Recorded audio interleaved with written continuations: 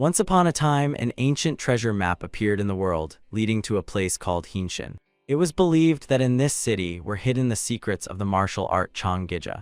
The majestic master left his weapon there along with his secrets. This tale, like a spark, rekindled the flame of the entire Murim world. For many years, everything flowed on its path, and it seemed that it would always be so until this moment. A towering cliff, like an ancient tower created by some sorcerer, trembled and hummed with vibrations. From the very bottom to the top, steam began to rise. It seemed as if someone was sawing the cliff from the inside. The roar spread through the wide forests, echoing from the mountain peaks, and the cliff split in half. At the foot, among steam and smoke, a passage appeared, so dark and eerie as if it housed a center of evil. Giant boulders thundered down to the foot, raising clouds of dust. Soon, in the wide breach, the silhouette of a man began to appear. He slowly emerged from the darkness. The blade of battle-hardened steel gleamed in the rays of the daylight. The young boy inhaled fresh air. Finally, he got out of that cave. When his eyes got used to the bright light, he looked around as if seeing such a space for the first time. Raising his head, he glanced at the blue sky. Could it really be like that?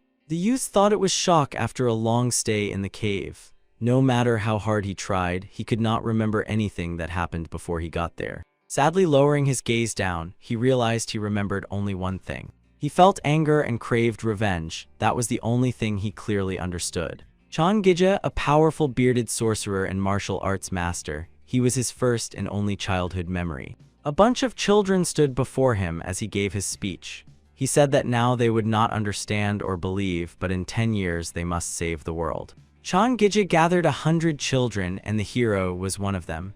He still remembered that cold look with which the terrible old man looked at them. It was as if there was no soul in his eyes. He strictly ordered them to obey him. He was not talkative and informed that training would start the next day, advising to rest well. At that time, the boy was not afraid of him, perhaps because he was an orphan and had already seen scarier things. When the elder was about to leave, he turned around and added that if anyone thought of escaping, there was no way out from here. His laughter loudly echoed, bouncing off the cave walls. The sorcerer sealed the exit with a rock so that no one could go out or come in.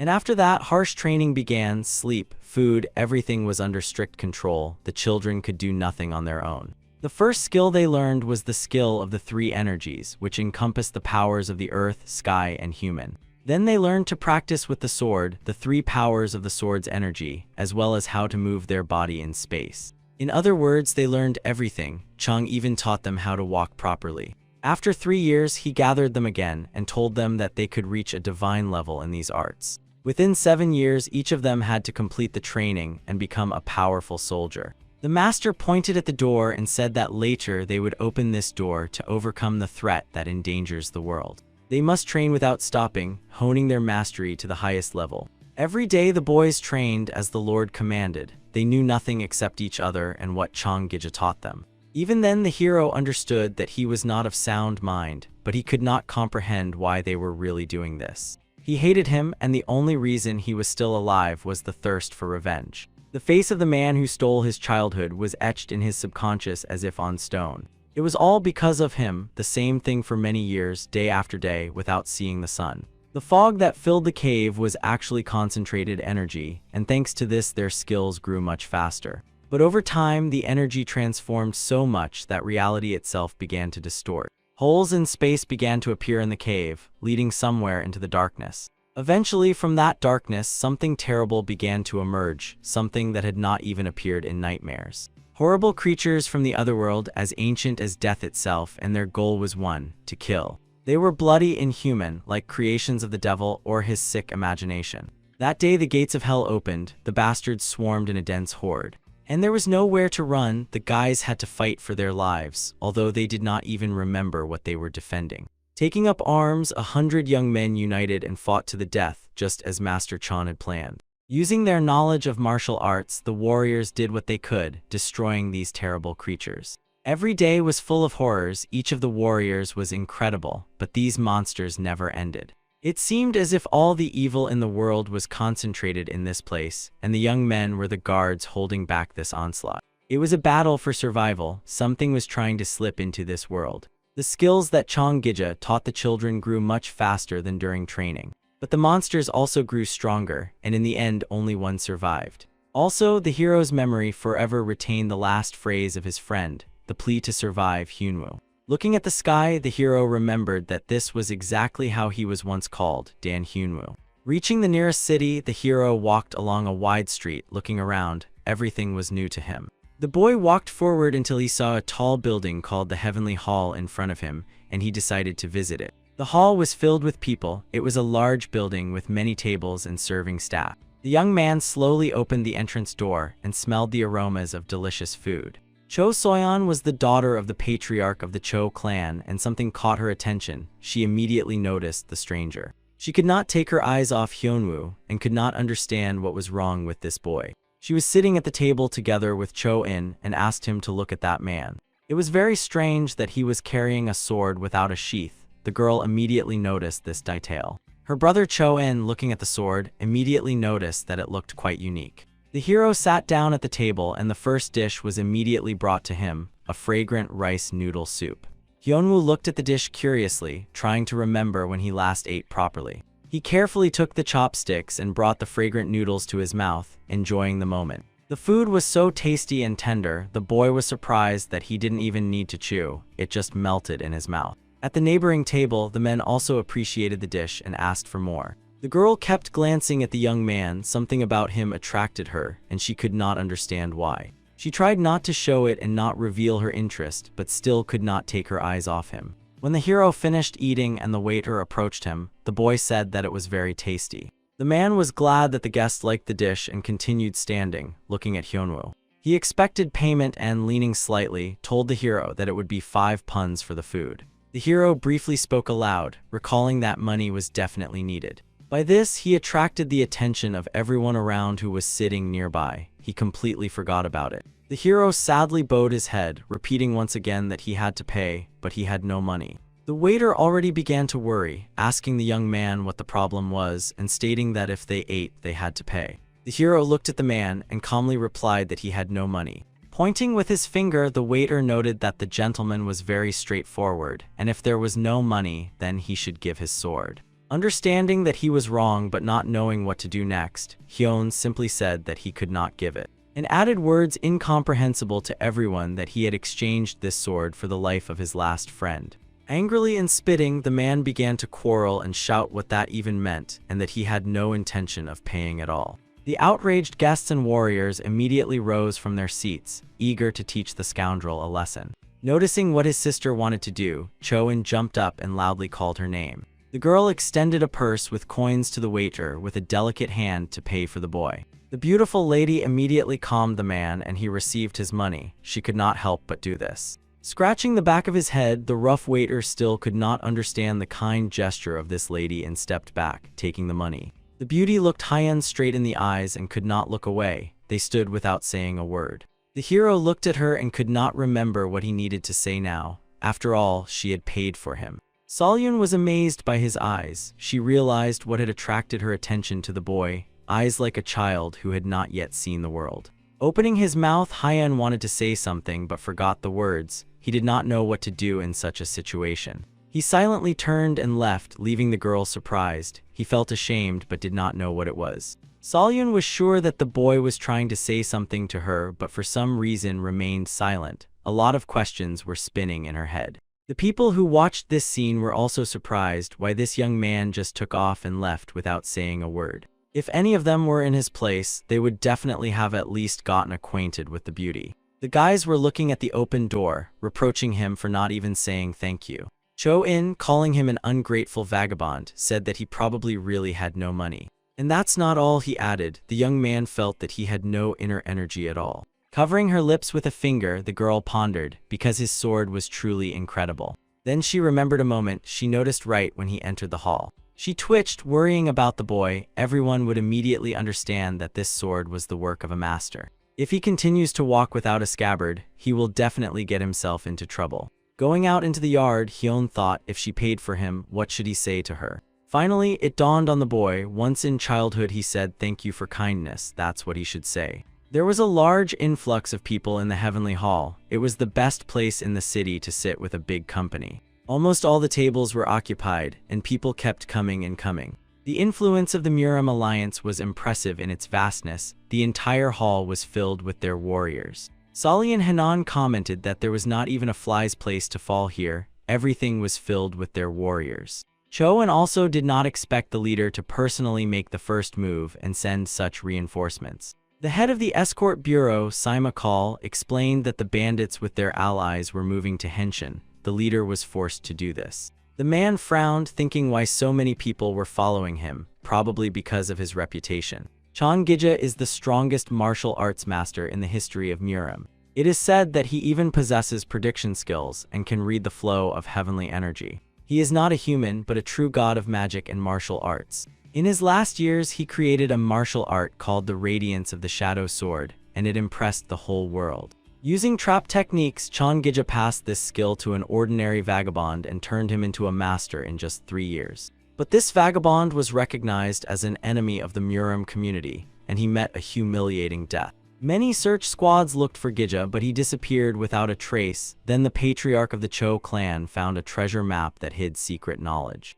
That's why so many people are following the patriarch now, Sima said. He was appointed to follow and protect the girl, and he calmed her so she wouldn't worry about the warriors. The girl remembered Haiyan and was going to follow him, but her brother was against it, arguing that he didn't know manners and decency. The girl wanted to argue but had to obey her brother, and Sima interrupted her. He reminded that breaking away from the group would be too dangerous, and the alliance leader is expected to arrive here soon. The girl was sincerely upset, but understood that the men were right and agreed. The hero wandered the streets and looked around. He was curious about how normal people live. By the stall, some unfamiliar man was bargaining with the seller and persuading him for a discount. A street musician was playing the flute nicely, and passers-by approached, listened, and clapped their hands. The young man had spent almost his whole life in a cave, training. He didn't know peaceful life and now was just observing everyday life. Some woman was buying a gift for her son and they looked happy. The child thanked his mother and smiled sincerely, and the mother gently stroked his head. For Haiyan, it was an incredible contrast. He could not get used to the new after the past events. In the cave, when they were left alone together, they were still full of hope to get out of there. 2 warriors stood back to back, covering each other, and the friend asked Haiyan to do one thing. Segi took a promise from the hero that if he got out, he would find his home and tell everything to his father. Haiyan then replied that they would get out together, find his family, and he himself would tell everything. Segi laughed at this. He understood that his chances were much less than Haiyan's. The boy seemed to know that the circumstances would not be in his favor and asked the hero to survive. They fought with their last strength, cutting off the heads of the nightmare creatures from the underworld. One of the demons appeared from somewhere right behind. It opened its huge maw and was ready to bite off the hero's head. At the last moment, his friend shouted for him to turn around and tried to save him. Segi was the best of all at the body displacement technique and instantly moved, taking the blow. He killed the creature but received a fatal injury. Haiyan tried to save him, but it was impossible. Haiyan screamed from the pain of loss. He and his friend were supposed to go on a journey to his father. Segi's last words were a request to deliver news about him to his father, and that he was very sorry that it happened this way. When he was left alone, everything ended and the rock began to open. Light from outside touched his palm. His freedom cost 99 lives of all his friends. At that moment, he also wanted to die. But he understood that now he owed them all. The guys fought to the death, giving their lives so that at least one would be saved. Haiyan then swore that he would collect the debt from Changiji and repay for every life. He walked around the city all day. The young man did not even know where to start. His feet brought him by themselves. The hero found himself in front of the doors of the Cloud Pavilion. He hesitated to enter there, considering past experience. He would most likely be kicked out of there, so he peeked through the crack. The girl was still there, whom he never thanked for helping him so much. Behind the door, a lively conversation was taking place. They were discussing a plan of action and were going to leave the city and stop in the nearest village. The Alliance warrior squad was waiting for the order to move. They planned to leave right now. The warriors went out into the yard and Haiyan hid on the roof, watching where they were headed. It was decided to move quickly and without rest. According to the plan, they were to reach the place within a day. Bathed in moonlight, the hero watched them. These matters did not concern him, but he was curious where the girl was. Looking closely, he saw her running alongside the soldiers. The squad quickly moved away, and the hero did not hesitate, deciding to follow them. The boy skillfully jumped down and, hiding in the shadows, followed the squad. The sky was richly illuminated by stars, whose glow lit the road as if pointing the way. The squad stopped in front of the entrance to Henshin. After exhausting running, the warriors needed to restore their strength. Hiding behind a tree, the hero watched and eavesdropped. It turned out they were going to the place from which he had come. Hyeon noticed another group moving behind them. They were also heading to that place. The head of the alliance himself also took part in the sortie. He was worried that the bandits with the unconventional alliance had changed their intentions. But his advisor reassured him, informing that the bandits were going in a different direction. The leader of the Dokgo alliance stroked his beard and smiled, assuming that his instincts had dulled over the years. After a hard run, Solian was breathing heavily. Such activities were clearly not for her, especially in such clothing. The gallant deputy leader of the Dragon Squad suggested the lady rest and said he would talk to the leader to carve out more time. But the sharp and overly protective brother Cho demonstratively covered his sister with his hand, making it clear that he would take care of her himself. Meanwhile, a voice came from the bushes. The bandits were already here, and their leader cheerfully said, "Here we have found you." The thug was glad to finally meet his enemy on his own territory. It was a demon vampire, the sworn enemy of the Alliance and the leader of the small evil fortress. The leader gave the command for everyone to prepare and also grabbed his sword, realizing that they were in deep trouble.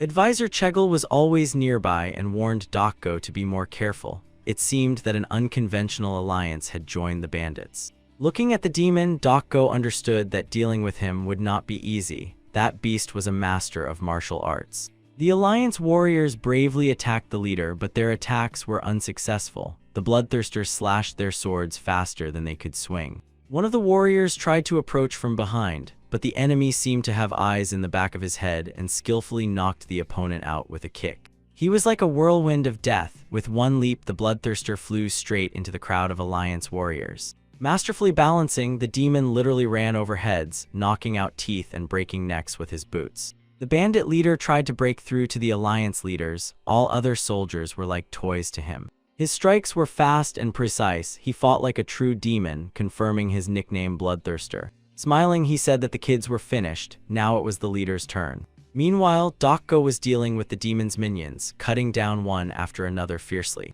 The demon loudly shouted Dokgo's name to attract his attention and was relentlessly approaching him. Two leaders, two forces met on the battlefield, the bloodthirster of the bandits and the leader of the Alliance. Their swords clashed, blinding the forest with bright sparks and the ringing of blades. Meanwhile, the bandits were winning, pushing back and brutally killing the Alliance soldiers. Barely holding back the attacks of their leader, Dokgo glanced at his people out of the corner of his eye. Chances were slim. Looking into his opponent's eyes, the demon laughed in his face, provoking him, but Dokgo did not give up, muttering that the weapon of Chongiji would belong to them. Watching the battle, Hyeon heard this name, and it was as if he was cursed. The hero instantly sprang from his place and with one sword strike chipped off a large piece of the boulder. The rock yielded easily and the hero tossed it upwards. He knew what he was doing. The strike was already planned in his mind. Hyeon jumped above the battlefield and time seemed to freeze. At that moment, everything happened too fast for anyone to react. With a swift sword strike, the hero sliced the stone into countless pieces, giving them incredible acceleration and charging them with energy. A real rockfall poured down on the enemies, killing people with heavy blows. Thanks to his skill of the three energies, the hero was able to control the stone. Stones flew around, knocking enemies off their feet, breaking skulls, bones, causing severe injuries. As soon as the hero stepped on the ground, all the bandits were defeated and the stones still flew in the air, suspended in place, waiting for their master's command. No one had ever seen anything like this in their life. The Alliance leader was delighted and could not take his eyes off. Solian was happier than anyone that this stranger had come, because if the bandits had won, something terrible would have been done to her. Everyone seemed enchanted, watching the stones that froze in place as if weightless. The hero froze in place for a second, as if searching for someone alive, then he uttered only one phrase, where Chingija. Dokgo was impressed by the stranger's skills, and he wondered where he had come from. Advisor Chegel thanked the hero for his help and asked why he was looking for Gija here, since that master died 10 years ago. Hyun could not believe and piece everything together in his head. What he heard changed everything. He felt emptiness inside, his goal disappeared and now he cannot fulfill his promise. The young man thought about how it could have happened. That old man was incredibly cunning and strong. The boy did not want to believe that Gija was dead, for then his life had no meaning. Hyun was so devastated that his state began to spread to everyone around him with an aura of emptiness. The warriors could not block it. The aura penetrated them, infecting like a disease. Even Hyunwoo himself did not understand what was happening. He stood in a silent trance, and energy of emptiness flowed through his body. The Alliance warriors fell into a state where they could do nothing, consumed by the feeling of loss. Hyun endured all the horrors of that place, lost everyone he knew, and fled that hell to take revenge, but his goal was already dead. He remembered the fallen comrades, as his dying friend asked him to tell his family about him. It was as if he found himself there again, lying among his friends who were groaning, dying, and asking for revenge on their behalf. Dokgo, being an experienced master, understood that Hyunwoo was spreading the energy of emptiness and grabbed his sword. If this continued, all the warriors would become powerless. It was necessary to stop it quickly. Realizing that something bad was happening, Solyun turned to Hyun to ask if he was okay. The boy saw the girl and gradually began to come to his senses. He remembered that she had been kind to him. His comrade was also kind to him and gave him his sword with a request that he survive. The reason he survived was the kindness of his comrades. And now, with Gija dead, he could not avenge them. The hero sighed heavily and regained consciousness. The heavy feeling of helplessness passed, and all the warriors also came to their senses but did not understand what had happened to them. Looking around, Dokgo saw that the energy of emptiness had disappeared, and Hyun had taken control over himself. The leader looked at the boy and was impressed by his abilities. Who was he anyway? Solyun called him once again, and Hyun finally reacted, pulling himself together. The clever girl understood and asked the hero whom he was looking for. She turned to her uncle Dokgo and asked him to help the stranger, since he had saved them after all. She looked at the man with such innocent, sincere little eyes that he simply could not refuse. The leader pondered. It was hard to refuse Solyun with her request. But he feared this boy. Almost all the Alliance warriors were captivated by his void energy. Squinting his eyes, he examined the boy, considering his decision. Dokgo understood that Hyunwoo was undoubtedly dangerous. He managed to defeat all the bandits from the unconventional alliance in a second. On the other hand, they had suffered heavy losses now, and keeping such a powerful warrior nearby would be better than letting him go. Finally, he made a decision and firmly said that he agreed. Now everything depended on Hyun, whether he would accept the leader's offer. Dokgo suggested he work for the escort bureau and hoped for his consent. The warriors, smiling, exchanged glances. It was a very serious proposal. But the hero did not understand this and replied that he was not sure. Not just anyone is taken for this job, and Chan-in got angry that the guy was ignoring such a proposal. Did he really want to refuse? Hyunwoo did not pay attention and replied calmly that he would be glad to agree, but did not know what it was. Everyone made a comical grimace, surprised how someone could not know about it, and Solyun gladly decided to explain. Coming closer, she enthusiastically told about this job, that it was a service that transports cargo and protects the client.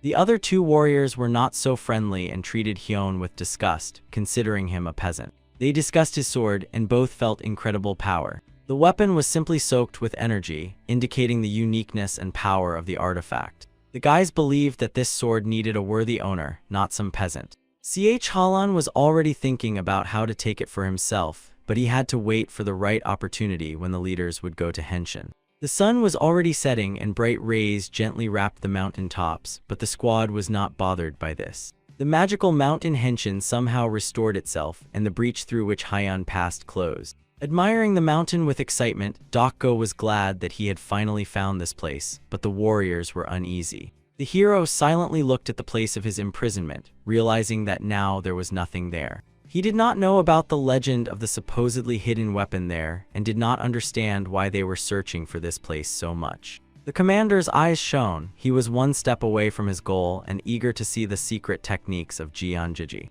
He ordered the warriors to search for the cave entrance, and they diligently examined the mountain. The advisor suggested breaking through the mountain by force and not wasting time searching, but the leader refused, fearing that the records could be damaged. The hero knew where that entrance was and, listening to the argument, thought to show it to Dokgo. But the place from which he had exited was already blocked by stones, and they would have to look for Jiji's secret passage. The hero tuned into the energy of his teacher and felt a faint trace of where it was coming from. Without wasting time, he quickly rushed there, surprising those standing nearby with his behavior. The hero skillfully jumped onto one of the boulders, leaping over several people. He accurately detected the passage and landed where needed, impressing everyone with his jump. Dokgo exclaimed to Hyun in surprise, asking how he found out about it. The hero hid nothing and told that he used to live here. The girl looked at him sadly because this is a terrible place, and in general, how can one live here? She noticed how Hallyan and his friend mocked him, and now it was clear why he looked so worn out.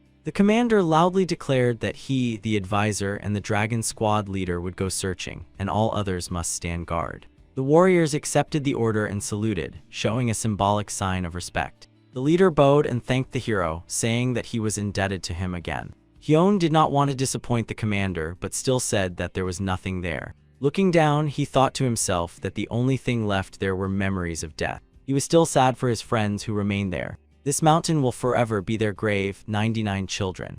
Dokgo thought that the young man began to look even sadder than before and cheerfully tapped him on the shoulder, saying that he did not have to take part in this and they would sort it out themselves. The leaders fearlessly ran into the darkness and Hyun stayed outside, secretly rejoicing that he did not have to go in there again. He calmed himself with the thought that Jeong Jija was already dead, and now it did not concern him. Salyeon hurriedly and quite confidently climbed the steep slope. Having climbed up, she asked the hero with interest if it was true that he lived here. The young man looked at this young lady. She attracted him somehow and wondered whether to tell her his story. But they were interrupted. Halan with his henchmen almost knocked the girl down, standing in front of her. Understanding that they were up to something bad, the hero frowned, waiting to see what would happen next. Salyeon shouted angrily that it was they who were doing it, but they did not listen to her, saying that he could be a spy for the bandits. The girl argued, defending the hero. He saved them from the bandits, but Halan said it could have been a staged act. If Hyunwoo is really not involved, then let him give up his weapon, the warrior said with a sly smile. He looked at the artifact, wishing to take this legendary sword. The sword looks ancient and worn, but its deadly energy simply takes the breath away. Hyunwoo asked the scoundrel again if he wanted to take it, and he, smiling, said that if he understood everything, then he should give it back. Hallyan stood on backup, covering Salyeon so that she would not go to defend Hyun. But the hero explained that this sword was entrusted to him by a fallen comrade, and he would not give it to anyone while he was alive. The scoundrels were gradually approaching the hero, taking positions advantageous for themselves. A fight was inevitable, and Hyun was thinking through possible developments. He closed his eyes for a moment and imagined what would happen next. They would attack together, one would press from the front and the other would flank from behind. The hero seemed to see the future. They were preparing to attack simultaneously to increase their chances. A good decision would be to duck at the last moment and make a counterattack. At speed, they might collide and get confused, and in the meantime, a counterstrike could be delivered. Opening his eyes, he stood calmly observing the actions. Colian exchanged glances with his henchmen as they had done many times before and sent secret signals to each other. Everything happened exactly as the hero had seen and predicted. One flanked around while the first attacked from the front, pressing and distracting. They were already close and preparing to strike simultaneously. Colian reproachfully said that if he had handed over the sword kindly, it would have been without unnecessary bloodshed. The hero prepared for the attack and reached for the sword, needing to wait a little longer. A spark burned in his eyes, as if the energy of battle filled his body. A moment before the fatal blow, a loud voice of the commander sounded with the order to stop.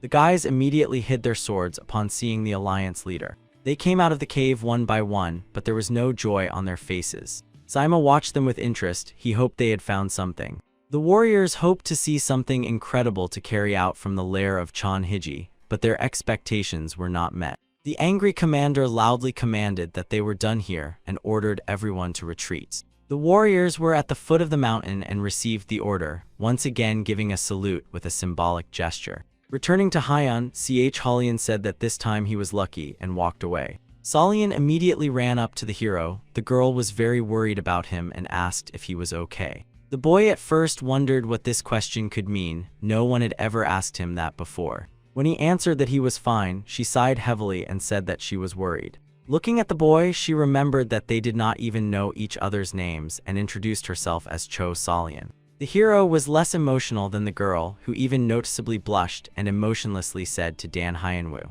Confused and not knowing what else to say, she added that he had a nice name. The girl turned around and called him to follow her, saying that it was time for them to return. Thus ended the Muram Alliance expedition in search of the secret weapon of Jeonhiji.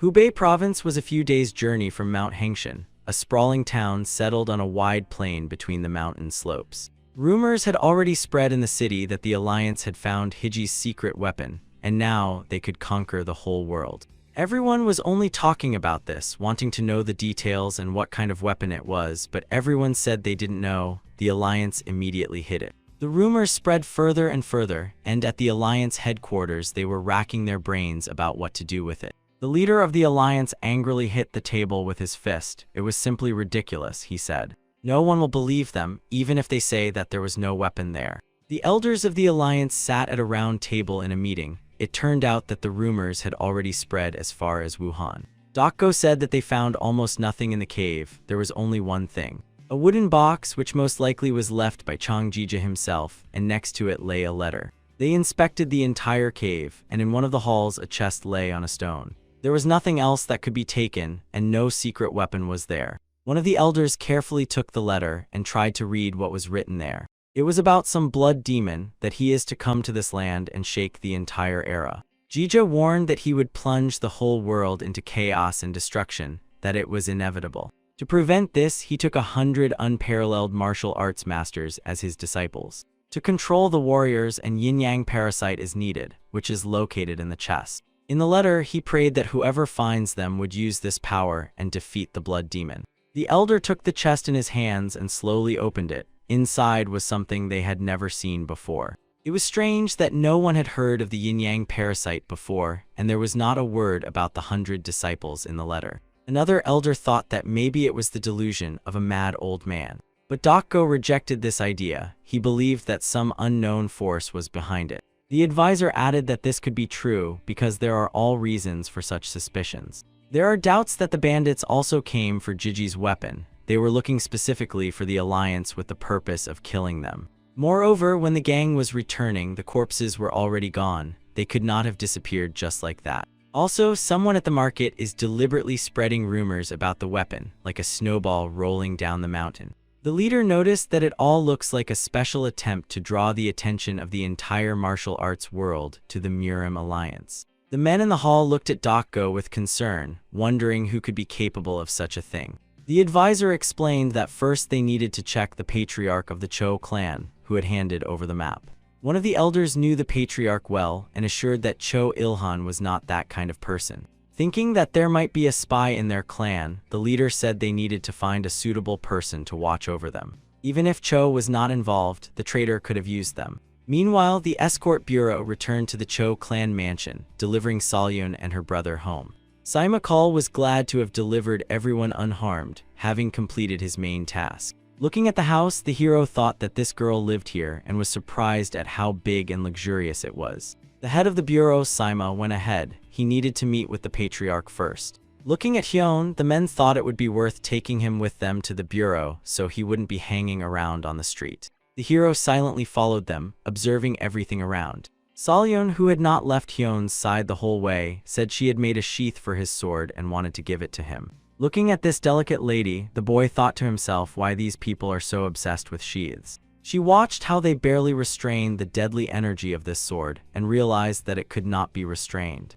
At first, the power slowly seeped through, and in the next moment tore them apart. Hyun replied to her that, as he thought, this blade did not need sheaths. The girl apologized to him. She should not have said that she could make sheaths for him. Her apologies awakened memories from the cave in the hero's consciousness. He did not understand why she was apologizing. His friend, when dying, also apologized to him. It was he who was dying. Why was he asking for forgiveness? Hyun could not comprehend the meaning of what they were apologizing for. And he spoke to the girl, not expecting her to understand him. The hero asked her never to apologize to him again. He did not want to hear those words anymore. She looked at him as if enchanted and simply agreed, saying she understood. Their conversation was interrupted by Saima's voice, who called Hyun to follow him quickly and not fall behind. The hero turned around and followed him, leaving the surprised Salyun. She watched him go with the thought that she had said something wrong. In the courtyard of the escort bureau, there was a warehouse yard where the cargoes that needed to be transported were placed.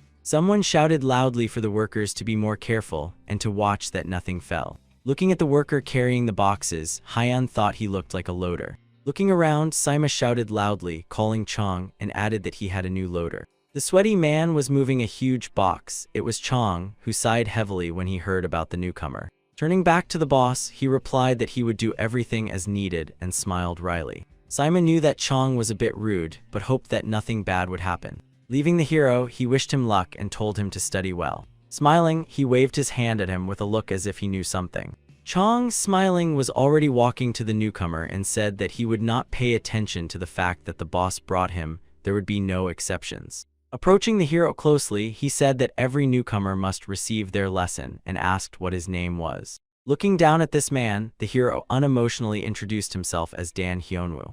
Chong's face twisted. He tensed so much that the veins on his temples bulged. Deciding to humiliate the boy, he sternly asked why he was so insolent. Hyun responded by saying that the man had a very ridiculous build, short legs and arms. Chong got angry, called the youth a freak, and clenched his fists, preparing to strike. The man shouted angrily that he wanted to die on the first day. The hero did not understand why he was treated like that and felt threatened. He asked himself what he should do, cut him in half or what. Seeing the hero's sword, Chong immediately quieted down a bit, fearing for his skin. Pointing a finger at the weapon, he shouted that porters are not allowed to carry swords, and began demanding that he give it up. Looking straight into Chong's eyes, the hero dryly replied that he could not give it up. The man realized that this was not an ordinary guy. Something was definitely wrong with him. He felt as if death radiated from him. Realizing that it was better to retreat, Chong quickly turned around and said that it was already late. Today we will finish here. The situation was unpleasant, and the hero wondered why so many people wanted this sword. Watching Chong back down, the workers barely restrained themselves from laughing. He always acted tough, but now he had soiled himself. Hearing the laughter, the man angrily roared at the guys that the workday was over, and it was time to go to sleep. The guys exchanged a couple of phrases about how well they worked today and began to disperse. Without looking back, Chong told the hero to follow him. He would show where they sleep. Calming his ego, he thought that if it weren't for the sword, he would have taken down this newbie with one blow. And gritting his teeth, he told himself that he would definitely pay back for this humiliation.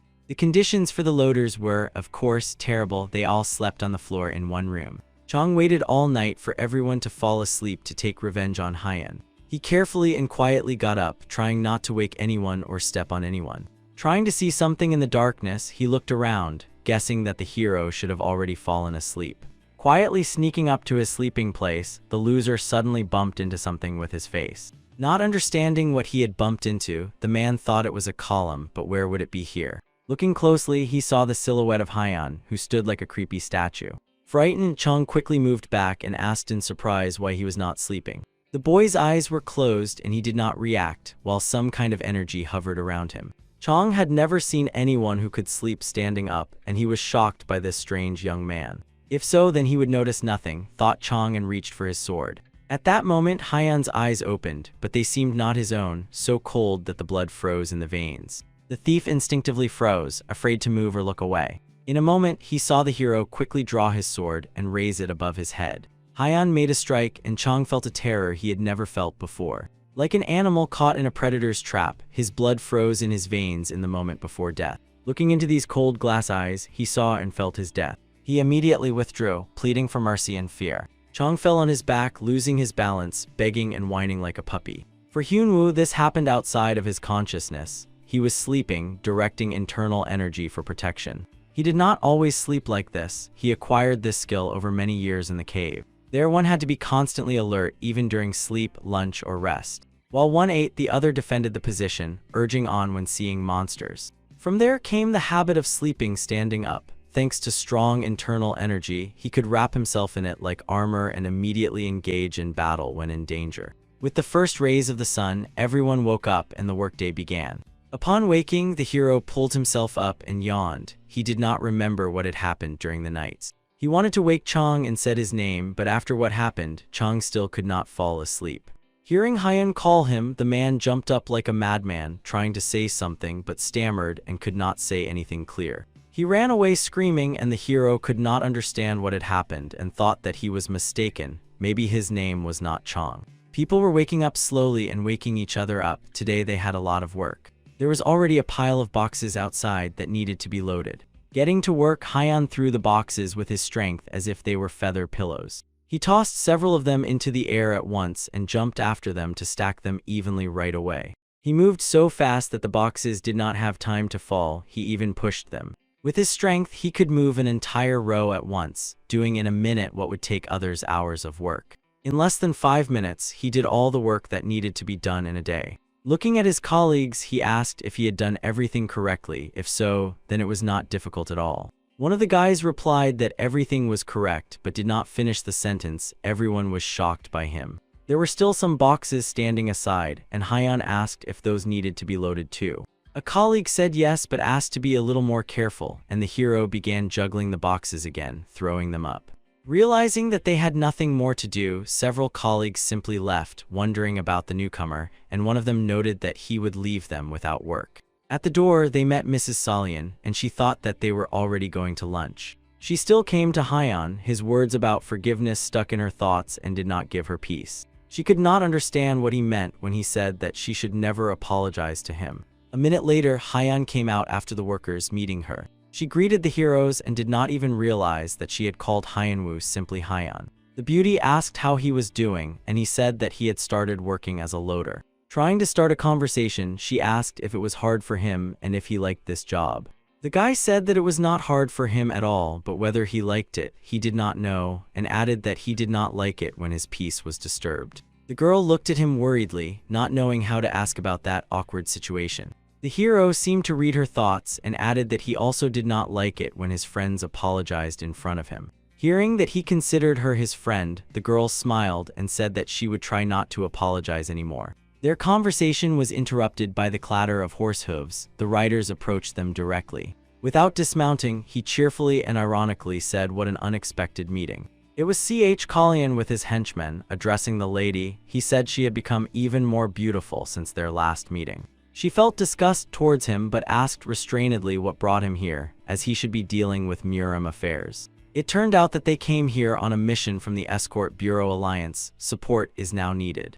They came for Hyan. He so desired peace, but opposite this stands the world of martial arts, shrouded in a bloody fog. The center of evil settled in a secret place, hidden among the mountains, concealed from prying eyes. The leader of the bandit squad delivered the bodies of his men to the Lord's chambers and dutifully knelt on one knee, awaiting his will. Apologizing, he reported that they could not identify the culprit. From behind the scenes came a rough voice. He said that this gang was strong enough to easily deal with the Muram Alliance squad, but someone destroyed it. A large pale hand extended outside, radiating strong death energy. The bodies of the fallen simultaneously rose into the air. Blood magic enveloped them, sucking out the remnants of blood and energy. They were turning in the air, opening their mouths and eyes as if dying again. The voice said that all of them were killed by one person, and if Jian Gija created a whole 100 such warriors, it would be difficult, but could they withstand the blood demon himself? The Lord laughed loudly and added that he was looking forward to the meeting. He gave the order to check everyone who was present at the battle near Henshin. The demon growled angrily that he must find that bastard who destroyed his gang. The sun brightly illuminated the courtyard of the Escort Bureau estate. The girl looked at Ch. Halan and understood that Hyunwoo had to leave. The young man liked this beauty. Every time he saw her, he was breathless. But he still could not understand why she chose another, why Hyan attracted her so much. Why next to her was this ragged Ch. Halan? The girl paid all attention to him. He was very jealous. The loader with a sword looks ridiculous. Why take in hand what you do not know how to use, he said, wishing to humiliate the boy. Turning back to Hyan, she said not to listen to him and not to pay attention. Feeling that the girl was addressing the boy informally in a friendly way, he got angry. The younger sister of Ch. Halan, Pen Myern, understood that her brother was in such a hurry to carry out the Alliance's order in order to see Salian sooner. Unexpectedly, a man approached them, greeted them, and said that he needed Dan Hyanwoo. The hero responded, confirming that it was him, and Salian was sad that she still could not be alone with Hyan. Seeing Lady Salian, the escort warrior Pio greeted her and reported that he had arrived by the order of the chief to train a new loader who would join the next mission. The girl looked at him anxiously and asked again if he had just started working and already had to go on a mission. Ch. Halan rejoiced at this news. Now he had a chance to get closer to the girl and explain to her that this was exactly his job. The hero replied that he did not know what an escort mission was, but he would not give up his sword.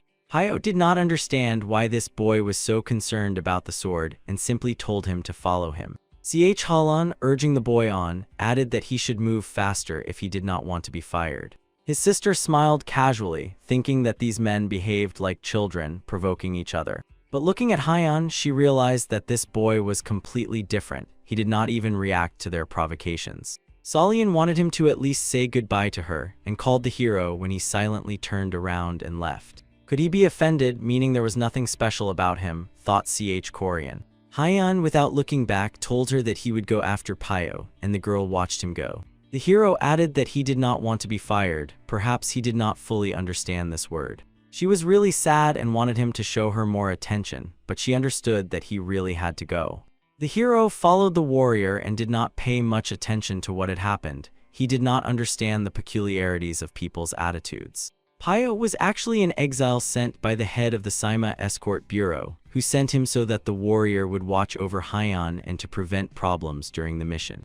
And he also wanted Payo to somehow get rid of him before he got close to Solian. Payo then looked confusedly at the chief, not understanding why he could not just be told everything as it was. He was already an adult, why treat him like a child? But Saima did not explain, only smiled and added that he would understand when he saw Hyeon. The warrior decided to ignore his manners. It was understandable since he had lived alone in the mountains for many years. But the fact that the loader had a sword was really strange for everyone. On the way, he asked Hyeon if he was learning sword fencing. The hero replied that he was studying the art of the three energies of the sword. Smiling, the warrior thought that he was training to also become a warrior in the Escort Bureau, and said that this was the foundation of martial arts. But in real combat, there are many better techniques that work more effectively. Hyeon saw Payo draw his sword and wondered why he was doing that and what he wanted from him. The warrior stopped and stood opposite, suggesting that Hyeon show him his skills. Not understanding, the hero asked again if he was going to kill him. Surprised that the boy did not understand him, the warrior explained that he just wanted to measure strength in a friendly duel. The hero looked at him, thinking why measure strength, and briefly replied that if you are stronger, you don't need to waste time. The warrior was a little offended by such arrogance. Could he really be so confident? Payo laughed. How could that be? He had trained all his life, and the other had just taken the sword in his hands and said that. Smiling, Payo added that he liked his confidence and that he was ready to teach how to become even stronger. Hyeon agreed and extended his hand forward, making some incomprehensible movements. He waved his hand left and right, saying stronger there, faster here. The warrior looked at him in surprise and, not understanding, asked what he was doing. Hyeon explained that it was the first time he was trying not to kill someone, so he needed to calculate everything carefully.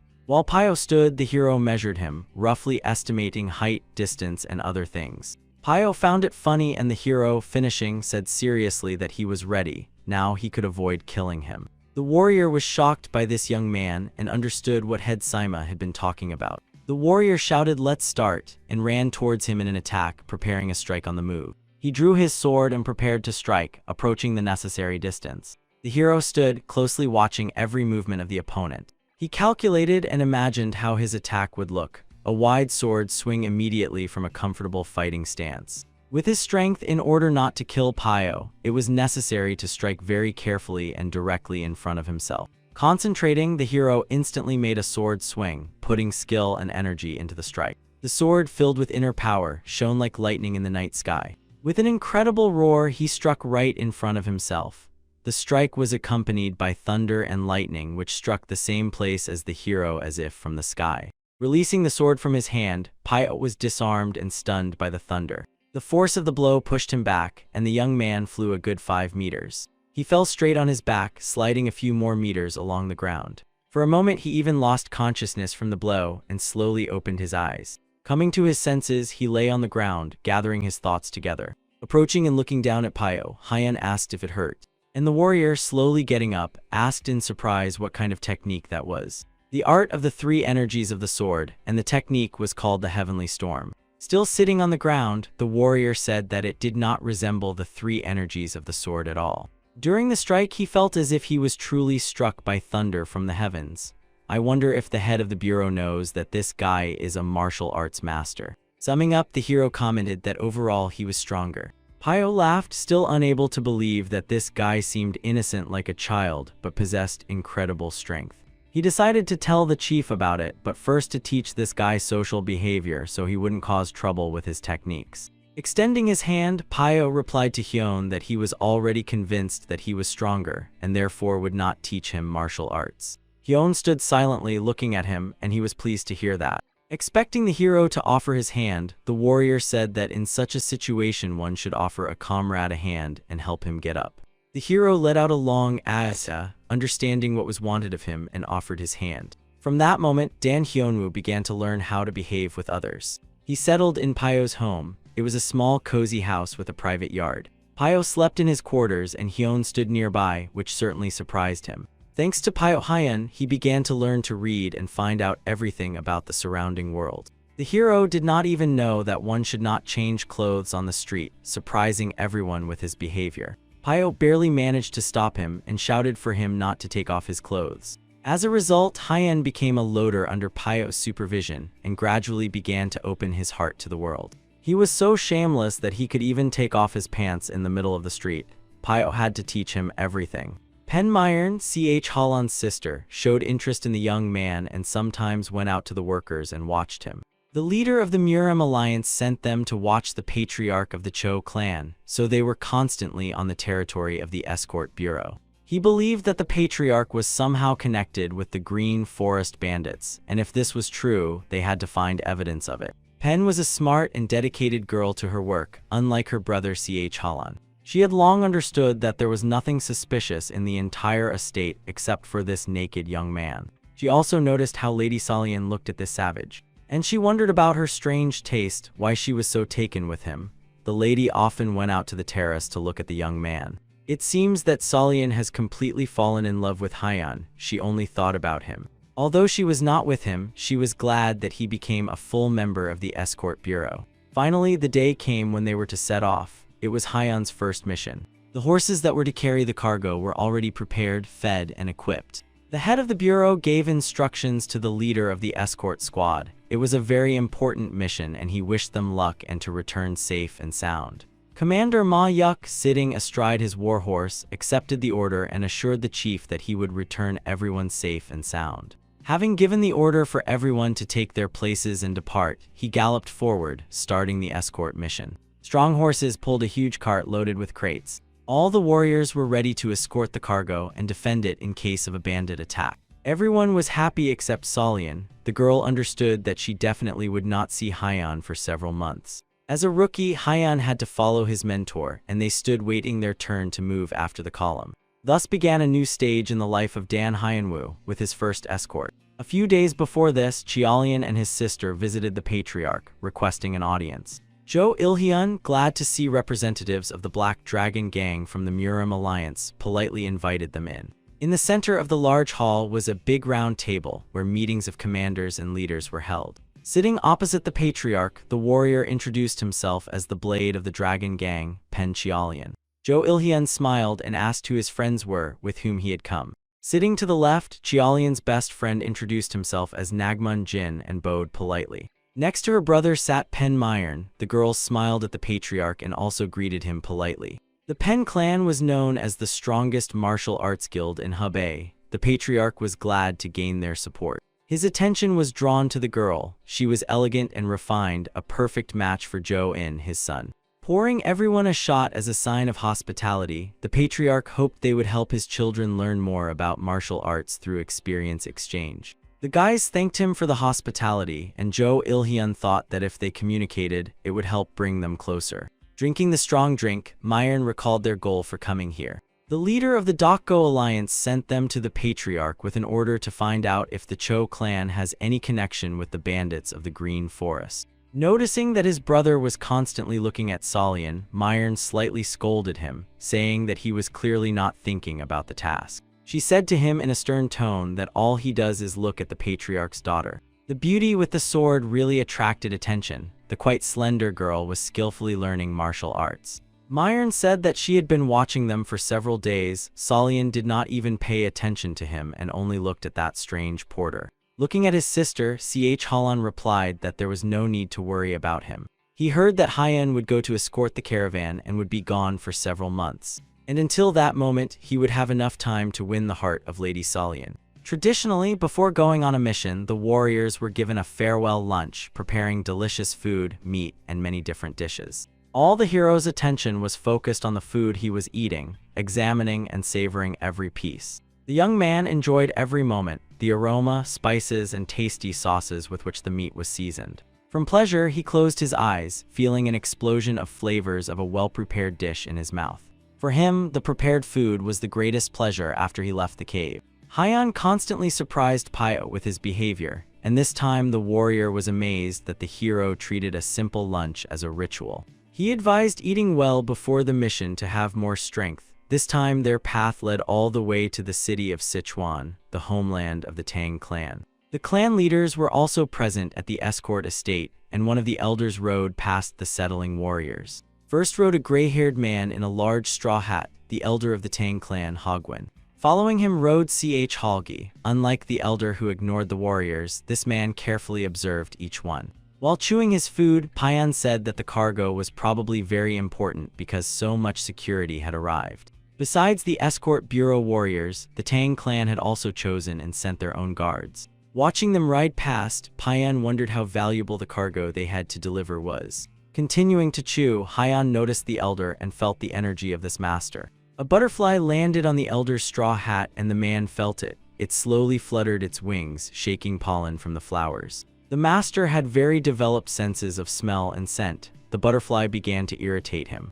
Raising 2 fingers, the elder lured the insect and disintegrated it with his energy. Passing near the table where Hyeon was having lunch, he felt something. His companion, who was following him, noticed that something had caught the gentleman's attention. "Among these porters, there is someone with very unusual energy," he muttered, looking closely at the boys. Squinting, he strained his gaze, carefully examining and searching for this person. But there were many porters and warriors at the tables, making it difficult to understand who exactly was different. He had already seen Hyeon, but at that moment the hero also felt that someone wanted to read him. At that moment, Ma Yuk, the head of the escort squad, approached Hogwen, distracting the elder. The man loudly reported that the preparations for departure were complete, everything was going according to plan, and there was no need to worry. The elder thought that it was the energy of the squad leader Ma Yuk and was surprised that he had not noticed it before. The elder announced that the journey would be long and asked to depart quickly to arrive sooner. Sitting on his horse, he shouted like a loudspeaker across the yard, telling all the warriors and porters of the gang to finish eating and listen carefully. Speed is the symbol of the Henan Escort Bureau. Usually the road to Sichuan takes 4 months, but they must make it in 1.5. The warriors loudly confirmed the order, and some grabbed their heads considering it impossible. Pyo began to worry whether Hyun could keep up such a pace and told him to try not to fall behind, because he would be immediately fired from the bureau.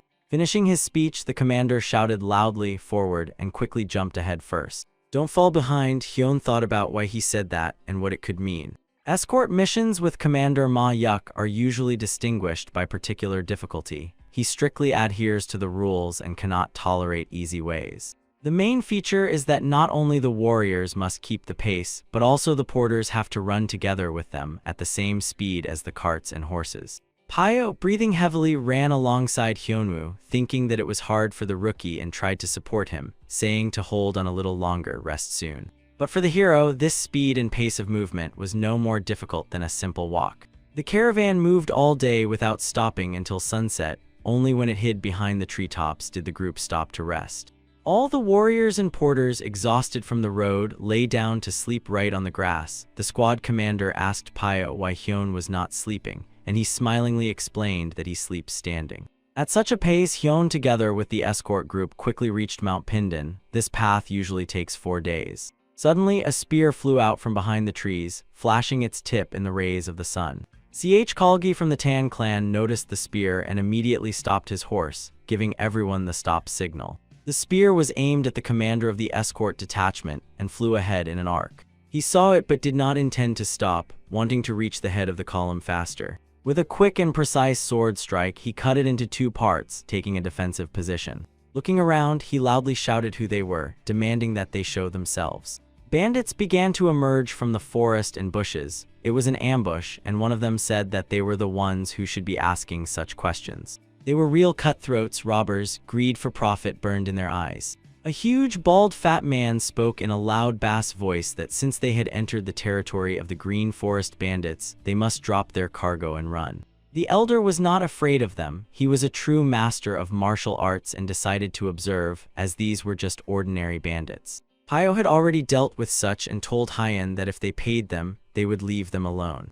The commander took out 2 large bundles of coins and threw them to the gang leader, saying that this was their payment and now they must let them pass. Coins with a jingle flew at the bald strongman, who stood smiling holding a large cleaver on his shoulder. This time everything went not as expected. He quickly cut the bonds with his cleaver and they scattered around. The strongman shouted angrily that they no longer needed his pennies, let them drop the cargo and get out while they were still intact. With unexpected agility, he jumped several meters, raising his weapon in an attack on the gang leader. Pio, who was confident that the bandits would take the money and disperse, shouted angrily why the hell they dared to attack them. Looking at the bald leader of the robbers, Hyan told Pio that this fat man wants blood. The commander's warhorse reared up at the moment of the enemy's attack, and the rider managed to raise a block, saving himself from a deadly blow. Continuing the attack, the enemy deftly twisted and at the same moment was ready to deliver the next strike. A strong kick to the chest broke the commander's defense, damaging internal organs. The rider flew out of the saddle and fell to the ground, while the horse fled in panic, raising dust with its large hooves. Having killed the commander, the bald man laughed loudly. Do they really think their miserable bureau can handle their gang? Accepting the leader's order, the robbers rushed into an attack on the confused escort warriors. Frightened Chong began to slowly retreat backward, not knowing what to do with such an onslaught. Tan Hagwen, observing the situation, realized that these were not ordinary bandits of the Green Forest. Someone was behind them. They should have just taken the money. Baldy chose the elder Tan as his next target and shouted to the old man, did he really think they were ordinary bandits? This is the elite of the Green Forest. The fat man, like a wild boar, ran at the old man, shouting that it was an honor to die by his hand. The elder replied that it was a pity they were not ordinary bandits. Maybe then he would have spared their lives, and threw a dagger from his sleeve. The small dagger pierced the enemy like a needle, getting stuck in the tree behind him. The bloody dart was soaked with strong magic that literally oozed from its blade. Feeling the sharp pain, the fat man could not believe it. He was still alive, but it was as if he was paralyzed, standing and bleeding. He was gripped by panic and horror when he looked at the hole in his chest, wondering how a simple needle could do such a thing. Blood gushed brightly from his chest. He fell to the ground, dying from the deadly dart. After the leader's death, the bandits froze, fearing the same fate. The old man in the straw hat did not seem so simple after all. Holding many more such darts between his fingers, he terrified the enemies, shouting at them how dare they encroach on the property of the Tan clan.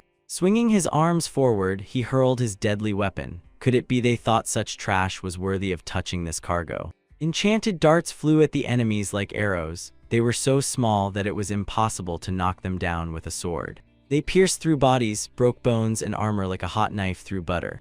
Bandits screamed and died in agony, bleeding out. The tiny needles found their targets, striking vital organs. In the silence of the forest, meanwhile, another squad of warriors was hiding. Their commander said he had thought the bandits' strength would not be enough. If Elder Hagwen decided to intervene personally, then it made no sense for them to hold back anymore. The squad of the leader of the Terrible Shadow received orders to leave no one alive and to control the bandits' actions. Noticing a new enemy, the elder ordered his men to prepare. This opponent was much more serious. Even if every member of the escort bureau dies, they must deliver the cargo to Sichuan. Giving his instruction and raising the warriors' fighting spirit with his words, he ordered them to protect the cargo at any cost. The band of enemies attacked like ninjas. Their faces were covered and their combat skills were much higher than most escort warriors. They attacked simultaneously from all sides, mercilessly cutting down everyone without leaving a chance. The commander, who recovered and came to his senses after the blow from the bald man, was also fighting, trying to hold the formation. Sounds of battle came from all sides. The warriors fought, laying down their lives for the valuable cargo, and Hyan stood without even drawing his sword. It did not concern him at all. The commander gave orders, the clanging of steel, battle cries, all passed by. The hero watched indifferently. The warriors of the Shadow Squad were so ruthless, they slaughtered everyone, even those trying to flee. The commander realized that his band was no match for these killers. They were true masters of martial arts. The warriors of the Tan clan were also stronger. but they did not plan to protect them. While fending off attacks, Pio was wounded, and Hyan noticed his blood spill. Drops splashed on the youth's face, and time seemed to stop for him. Something told him he had to intervene. One of the assassins swung his sword, preparing a finishing blow to kill the already defenseless Pio. The hero remembered the kindness of this youth, who shared his food with him, giving his own, when Hyan ate with admiration and wanted more so badly. Swinging his sword, the hero directed a discharge of thunder and lightning at that warrior. It instantly hit the target, passing the electric charge through the enemy's body. The elemental energy was so strong that it simply disintegrated him. The bandit turned to ashes, scattered by the wind. Seeing this, Pio was shocked. He could not even imagine how strong Hyan was. The killers glanced at each other, not understanding where thunder and lightning could have come from out of the clear sky. Looking at the hero, Pio addressed him, asking if he had used his heavenly storm. The warrior shouted to him to quickly help the others and save the squad. But the hero replied that he saved him only because he was helping him and did not understand why to help others. Pio was in shock. Could it be that Hyan does not understand, and explained to him that they are all part of the escort mission, begging for help. Meanwhile, the captain was already being cut apart by swords. The enemies had him trapped from both sides. The porters huddled together, and Chong, kneeling, begged for mercy, explaining that they did not possess martial arts. The young man did not understand why Pio was asking this. He did not feel any emotions or could not make sense of them. But he decided that if Pio was asking so strongly for help, he would rush forward. The hero moved so fast that all the enemy's hands seemed to be in slow motion. He rushed like the wind past the kneeling Chong, who was shouting at the enemies. Near the wounded captain, who was holding back the enemy attack with his last strength. Ran past the elder Hogwen, who, dodging attacks, was fighting one of the assassins. Their leader froze, saying that these cheap tricks with darts would not work against his warriors. It was not too late to surrender. The only one who noticed Hyun was the elder. He felt that something had whizzed past him. The hero used his skill of rapid body movement. The space around him seemed to compress, and with one step he moved across the entire battlefield. In a moment, having bypassed all the enemies and cast his spells, the hero decided that this should be enough. The next moment, a chain lightning with a loud thunder instantly passed through all the enemies, carrying millions of volts through them. Looking back, the hero watched as their ashes slowly scattered around. Lifted by the wind, it swirled and sprinkled everything around, settling like snow. Watching this, the leader of the terrible Shadow Clan was amazed at how in less than a second, the entire core turned to ashes. Yuman Hayo was an incredibly beautiful and intelligent girl. She asked her subordinate how this happened, as he was sure their forces would be enough to handle the escort gang. The man apologized to the lady and explained that among the gang there was an unknown martial arts master about whom they knew nothing.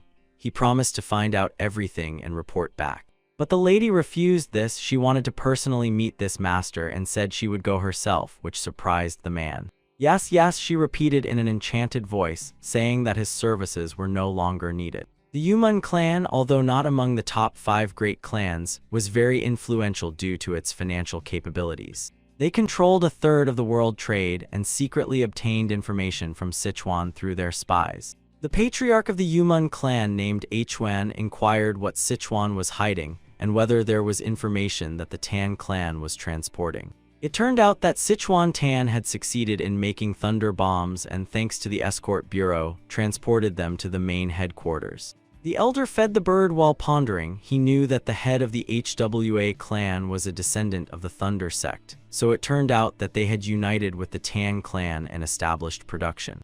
Intelligence reported that they had as many as 5 carts of these bombs. With their help, it was possible to destroy entire cities without even trying. Feeling that thanks to these bombs even more power could be gained, Huan was fired with the desire to obtain them. He grabbed the bird, forcefully squeezing it in his palms. The poor creature squealed loudly. Moved by the master's emotions, the soldier immediately continued that Lady Hayo with the core of the terrible shadow had gone after them. What the master exclaimed loudly, how dare that girl do such a thing without his knowledge, and asked where she was now.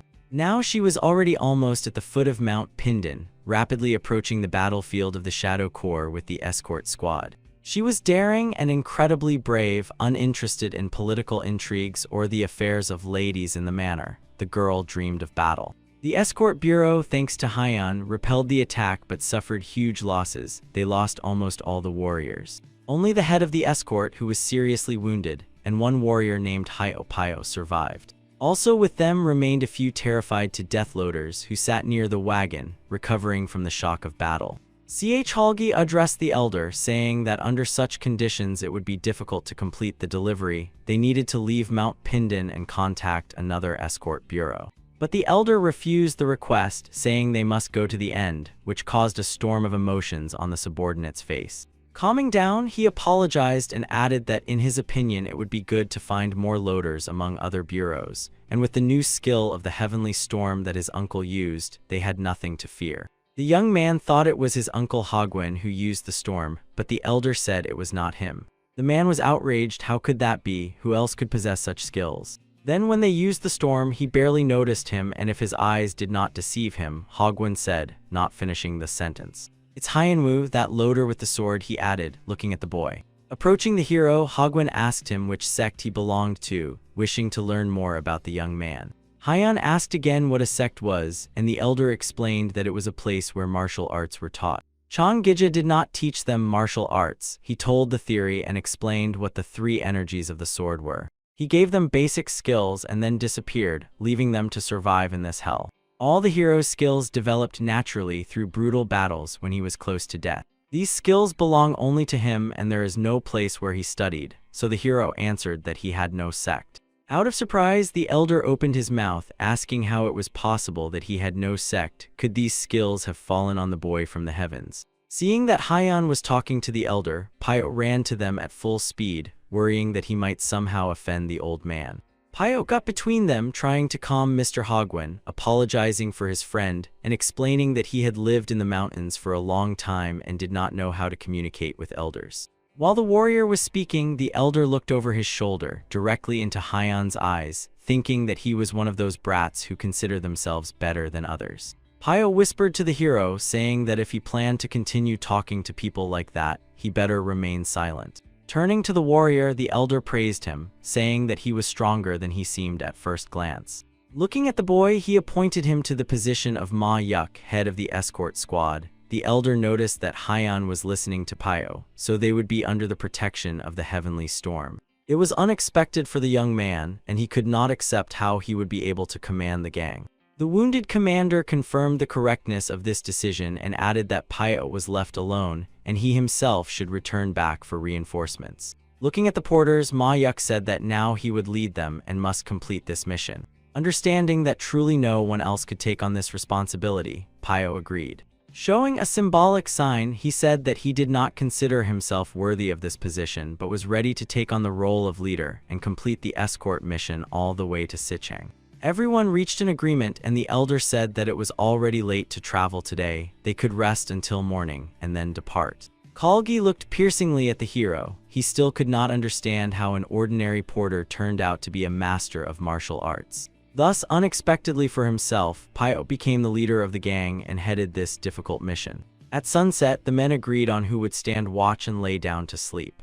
Meanwhile, Ma Yuk hurried home to report the attack as soon as possible and to call for reinforcements. He rode without stopping, thinking that no matter how strong Haya was, if the attacks continued, everyone would be in danger. Noticing how the birds were flying off their branches, the warrior understood that something had startled them and felt a threat. Something else was moving towards the escort bureau. Along with it, they needed to hurry. No sooner had he thought about the danger than he saw a harpoon on a staff, the deadly weapon of the flying assassins. The blow came straight to the head, knocking him off his horse. The warrior did not even have time to duck. The shiny staff moved like a whip and appeared out of nowhere. The rider had no chance. Dragging clots of blood behind it, it immediately returned to its owner. The band of assassins, jumping from tree to tree, seemed to fly over the tall forest. They were phantom killers of the Blood Demon Corps. They wore masks on their faces, and their eyes glowed in the dark like a predator searching for its prey. Ma Yuk was not their target. They removed him so he would not warn about the attack.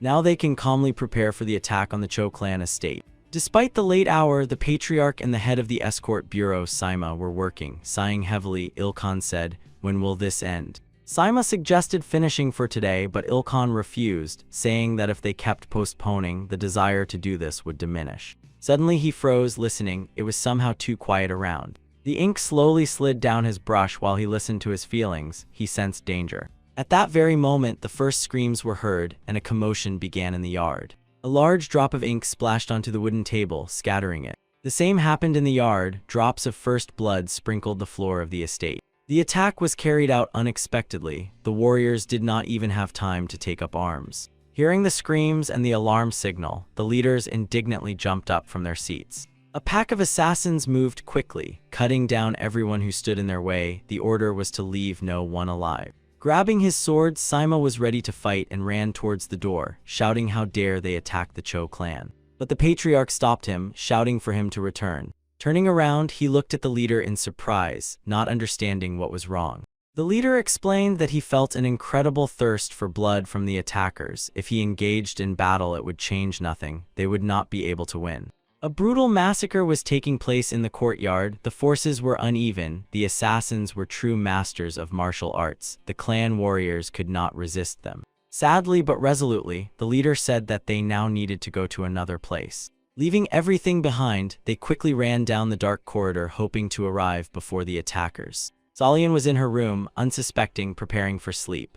Sima and her brother stood in the doorway, saying that she should quickly grab her things. They urgently needed to leave. There was no time for explanations. The girl was frightened. She anxiously asked where her father was, realizing that something terrible was happening. The entire estate was engulfed in flames. Cries for help came from everywhere. Servants, workers, guards, all were brutally killed. No one could stop or resist these murderers. Their leader gave another order to also visit the escort bureau, which was located near the estate, and kill everyone there as well. Meanwhile, the horses were already carrying those who managed to escape this hell to a safe place. Sima was leading the nobles away. They galloped into the dense forest trying to save themselves. The wooden houses engulfed in flames burned like matchboxes. The fire spread from one building to another. Looking back, watching the smoke clouds and the reflections of light from the fire, Solian realized that the flame had engulfed the bureau. The girl stopped the horse, but Sima, turning around, ordered her to ride forward without looking back. She was worried about her father who stayed there, but the man reminded her who her father was and that he could not do otherwise. He Cho Ilhan, the strongest spear and patriarch of the Cho clan. It was his duty, even if he had to lay down his life. Grabbing his legendary weapon, the man swung it, preparing for battle. Releasing energy, he blasted through the wall to the street right from his office. His mastery of spear wielding was unmatched in the entire Zuchin region. The explosion attracted the attention of the assassins, and their leader looked up, seeing Patriarch Ilhan. He shouted and jumped down, ready to face the fight against a huge number of enemies. The commander of the assassins ordered to bring his head, and the crowd of killers rushed into attack. Meanwhile, Sima tried to bring Solian to her senses, explaining to her that the father had deliberately stayed to buy time for her. Trying to persuade the girl, the brother added that she needed to trust their father, but she still did not dare to leave him.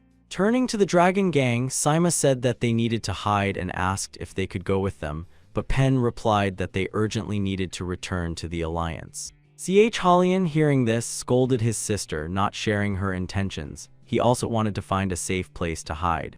But Pen explained that these killers were martial arts masters, not ordinary warriors, and it was urgent to inform the alliance about this. His friend confirmed that the girl was right. They needed to set off so the alliance could prepare, as this was a huge threat. Looking at the warriors, Sima realized they would not help them, and then only one option remained. The man remembered the porter Hyun, who had defeated all the bandits of the Green Forest in Henshin. Making a symbolic farewell sign, he said that they would find a safe place. Thus, the company split. The dragon gang left Sima with Solian and her brother and headed to the Murim Alliance estate. Turning to the girl, the man said they needed to hurry. They had to catch up with the escort mission. Solian remembered Hyunwoo. It was a good idea. She believed he could handle the enemies. With tears in her eyes, she hoped that her father would keep himself safe and spurred her horse. The killers slaughtered everyone at the Cho estate. The buildings were burning and corpses covered the parade ground floor. Repelling the first attack of the assassins, Ilkhan was wounded. He leaned on his spear, but his spirit was unbroken.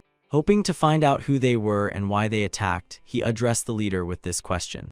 Among the assassins, a hoarse laugh sounded. A dark silhouette stepped towards him, and the warriors yielded to him. The stranger concealed his appearance. Darkness enveloped him, and only the demon's eyes glowed ominously. Ilkhan shouted angrily for him to show his face. Before death, he wanted to know who it was. Suddenly, a hand stretched out from under the wide cloak. It extended, and at the end were huge black claws. Seeing the hand with black nails before him, the warrior understood who it was, but why was he alive? He managed to utter only the first 3 letters, Chan, before his head was crushed by a deadly grip. The demon roamed the ashes until morning, admiring the flawless work of his phantom killers. Calling his servant, he asked where they were now, and the servant reported that the assassins were pursuing those who fled. Raising his eyes to the Lord, the servant cautiously asked why the Cho clan was destroyed after all. Answering, the Lord asked again if the servant knew what connection united him with Chan Gije. He smiled mysteriously, waiting for an answer from his servant, whom he had baptized as the Bloody Shadow. The warrior knew that they had been rivals all their lives, but everything else was a mystery to him. The demon explained that Gija had restrained him for many years. There was a bond between them that could not be broken, but now he was left alone. It was here, in the Cho clan's estate, that Gija decided to gather 100 disciples to stop him, so it was logical to start from here, the demon explained. Laughing and enjoying the smell of burning flesh, the demon said that this was only the first step in destroying all of Gija's plans. The demon was obsessed with bloodlust. He wanted to destroy everyone, leaving not a single firstborn of the Cho clan's lineage. Saving their lives, Sima, Solian, and Cho-in had been rushing nonstop for more than a day. The killers were literally on the heels of the fugitives, not giving them a moment to rest, but a little more time was needed to catch up with the mission. Tired and wounded, Cho-in lagged behind a little because the constant road wound could not heal and he had already lost a lot of blood. The pace was insane, and the boy could no longer physically keep up. Turning around, Sima shouted loudly to him, "Don't fall behind or else death." Gathering all his strength into a fist, he held on as best he could and shouted that he would definitely catch up. The main thing was to protect his sister. Solian thought that he already wanted to stop and try to buy time for her like a father, but it was already too late. The harpoon caught up with him. The sharp blade pierced the brother's chest through and through, right before the girl's eyes. Sima shouted his name loudly. He could not save him and understood that this was the end. The cord suddenly tightened and the harpoon stuck in the chest cavity pulled the young man back into the thick forest. Cho-in, brother, the girl shouted, begging God that this was just a terrible dream. The phantom killers fully justified their name. They appeared again out of nowhere, catching up with the fugitives. One of them attacked Solian, approaching within striking distance. He said that she was caught and swung his sword. Her horse jumped back in fright and stumbled, saving her life from a deadly blow. Stumbling, he fell to the side and the girl flew out of the saddle and fell on the roadside. A horde of assassins surrounded them and there was nowhere left to run. They, like predators, drove their prey into a dead end. Solian bent over Sima, who was also knocked out of the saddle. He lay there with tears flowing from his eyes. The man said to her that he only wanted to protect her and save her from death. The girl looked into his eyes filled with sorrow and thought, if they caught up with them, then the father must already be dead.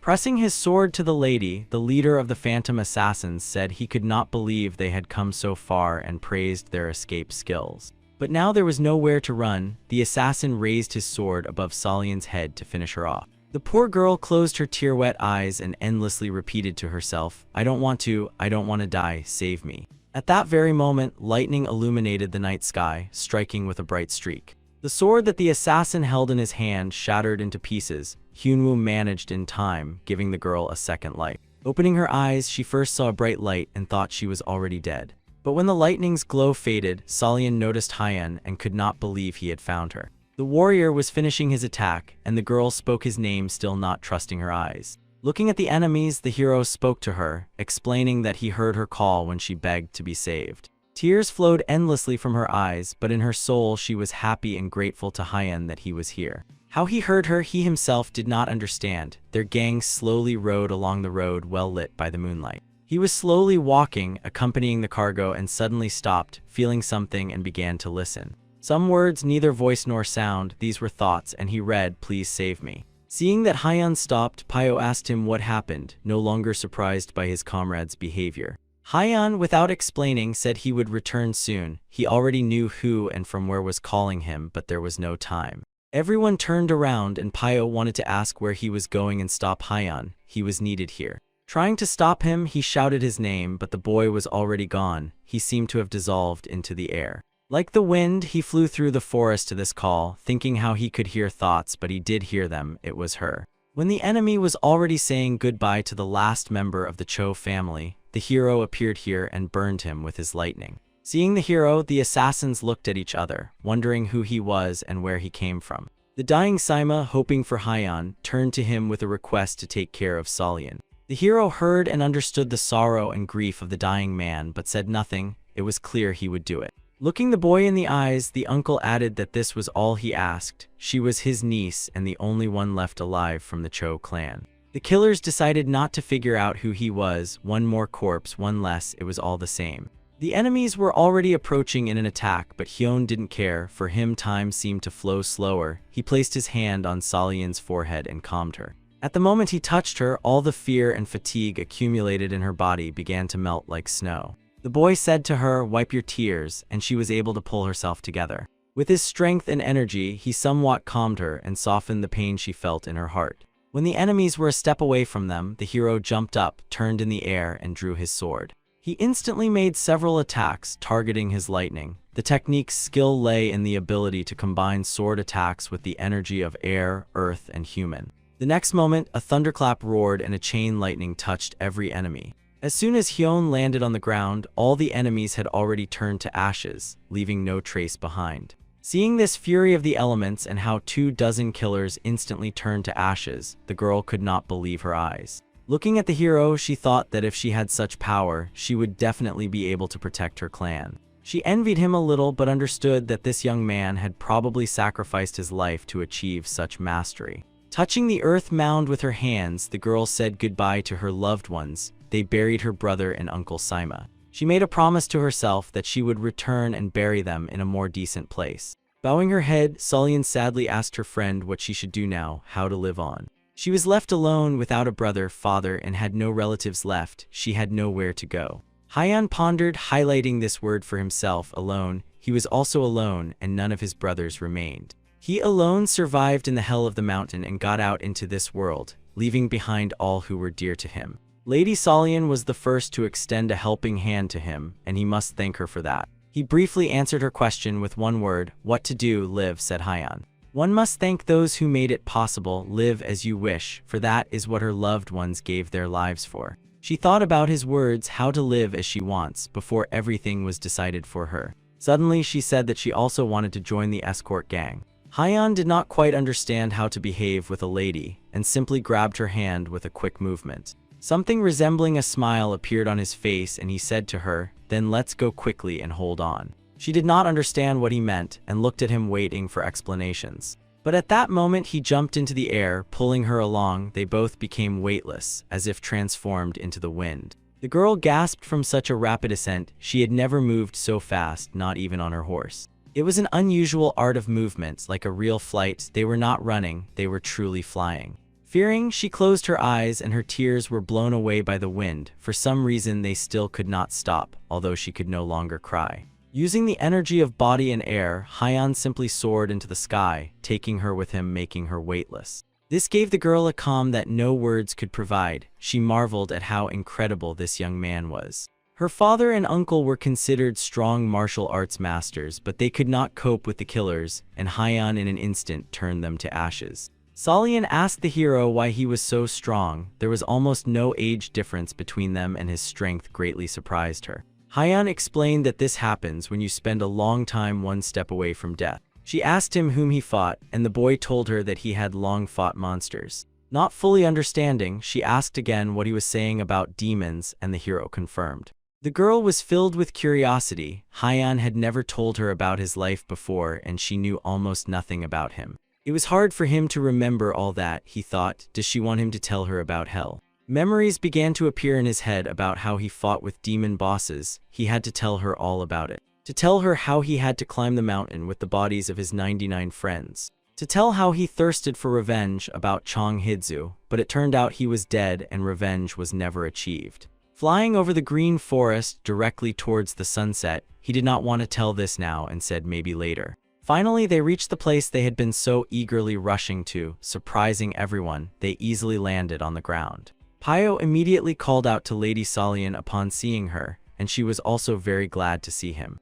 The heroes arrived at the band of the last escort mission, and the warrior Pyo ran to his lady, wondering why she was here. When everyone understood what had happened and the events came together, Pyo suggested the thought that Chong Hidzu was still alive. The boy attracted the attention of everyone around with his assumption. They were waiting for explanations from him. Especially Hyan. Hearing this news, he asked again, is his friend really sure that Hija is alive? When Hiro and Salian arrived and told that the Cho clan was destroyed and the escort bureau no longer exists, Pyo was shocked. The loaders also did not know what to do now. They grabbed their heads thinking about what would happen to them next. They would have to look for a new job. Seeing that the motivation and fighting spirit of the loaders had completely fallen, Salian apologized for bringing such news during the mission. Waving his hand, Pyo said that she should not worry about it. It is much harder for her now than for everyone else. Looking at the loaders, he understood that they needed to be motivated, otherwise they would not be able to complete the mission. Pyo lowered his head in thought, recalling how he himself used to be a loader. Soon he had an idea. He addressed the people, encouraging them. The warrior said that for this mission they would receive a substantial payment, and with such an amount each of them could start a new life. Looking at Lady Salian, the young man added, or they could found and rebuild a new escort bureau headed by her. Looking confused at the warrior, she thought, is he really serious? She had never been a leader. But the girl thought there is hope in his words, and besides, she bears responsibility for the people who worked in the Cho clan. Taking responsibility, she could become as strong as Hyan and avenge the fallen relatives and others. Having listened to everyone and understanding that finally everyone had reached an agreement, the hero asked again, when we are leaving. Slightly lifting the mood, the caravan set off, continuing its mission. The horses pulled the carts and the warriors marched behind. Kalgi, who was riding behind his uncle, looked at him and asked again about Salian, whether she was really the daughter of the patriarch, but Tan Hogwen replied that he should not even think about her and focus on the mission. The elder began to worry when Hyan left the group. As long as he was escorting the cargo, he could take anyone with him, whether a girl or a tiger. Having reached a more or less normal road, the squad began to pick up speed, and the carriers were already running at their maximum speed. Lady Salian held up well and ran without falling behind. She was immersed in her thoughts about Hyan and the monsters he fought. She was curious about where this place was. She had never heard of such a thing and what really happened to him. This boy was like a chest full of secrets. Catching up with the hero, she matched his pace and asked if he could tell her about what they had discussed while flying. But Hyan decided not to answer and again dodged her question, asking her if it was true that Jiyoung Gija was dead. The girl was sure that it was so. If you believe the rumors, everyone unanimously says that he died 10 years ago. The hero on one hand felt joy that this scoundrel had perished, and on the other, this death deprived him of the possibility of revenge. Hearing their conversation, Pyo intervened and shared his opinion. The boy believed that Jiyoung Gija was still alive and hiding somewhere. This is how Hyanwoo learned that his enemy might be alive, and Salian looked at Pyo in surprise. Looking straight into his friend's eyes, the hero asked again if he was sure about this and where such information came from. Then Pyo explained that the information in the reports about his death did not match. Rumors usually have a single source, but here people just believe in his death without evidence. It felt as if someone had shouted to the whole world that Chong Gija had died so that everyone would believe it. Interested in this theory, Salian asked Pyo who could have spread such rumors and why. The warrior was not sure, but he thought it was done to hide from the community's eyes. And these rumors, in his opinion, were spread by Chong Gija himself, but why he decided to hide was unclear. There was logic in Pyo's words, and the girl looked at him with wide, surprised eyes. If this was true, this news would shake the entire martial arts world.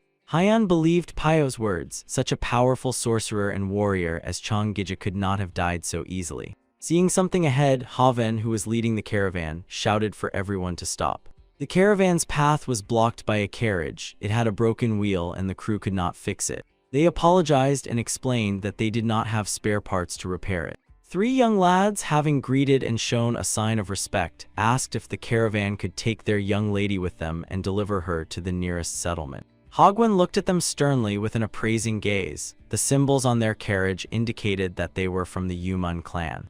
The elder was no fool. He understood that information about the cargo had already leaked and that this carriage was definitely not a coincidence. As soon as he apologetically said that it would not be possible, the carriage door opened and someone's knee appeared, clad in a long dress. It was Yumun Hyo, the daughter of the patriarch of the Yumun clan. She peeked out seductively, adjusting her hair and shooting her little eyes. The girl made an incredible impression. Everyone who saw her was captivated by her beauty. The warriors and porters began whispering and blushing, marveling at the incredible beauty of this lady. Only Hyan was indifferent to her. With an elegant step, she stepped onto the edge of the carriage and immediately pushed off, jumping forward. She was weightless like Hyan when he flew, using a similar technique. She slowly, like a feather, flew over the heads of the captivated men. At that moment, all the men lost their minds and desired her as if she had enchanted them with her beauty. They were so captivated that they could think only of her beauty. This girl could conquer states with a single glance. For a moment, even the elder Hagwon lost vigilance and could not concentrate on anything else. She seemed to be walking on air, and the scent of her perfume spread around, driving men crazy. And at that moment, she calmly settled on the cart with the cargo, lightly landing on it. Straightening her hair, charmingly smiling, she crossed her legs and enchanted everyone. The guys looked at her knowing that sitting on the cart with the cargo was forbidden, but they could do nothing. Hyan did not react to her at all. A girl is just a girl. She did nothing bad, did not offend anyone, and overall he did not care about her. Even the old man blushed at her beauty, although at his age he had seen many beautiful women who wanted to seduce him, but this one was truly a hot piece. Surprised by Tan Hagwon's reaction, who allowed her to ride to the nearest village, Pyo thought, could it be that he also succumbed to her charms? Looking at the elder, the girl thanked him in a seductive tone, adding that she hoped they would take good care of her. The warrior gasped when he realized that the same had happened to the old man, and he felt a little ashamed for him. Gathering his thoughts, the elder addressed her, saying that the cart was carrying cargo and offered her to move to him. Next to her place walked Hyan. They slowed their pace and moved moderately. The road did not allow increasing speed.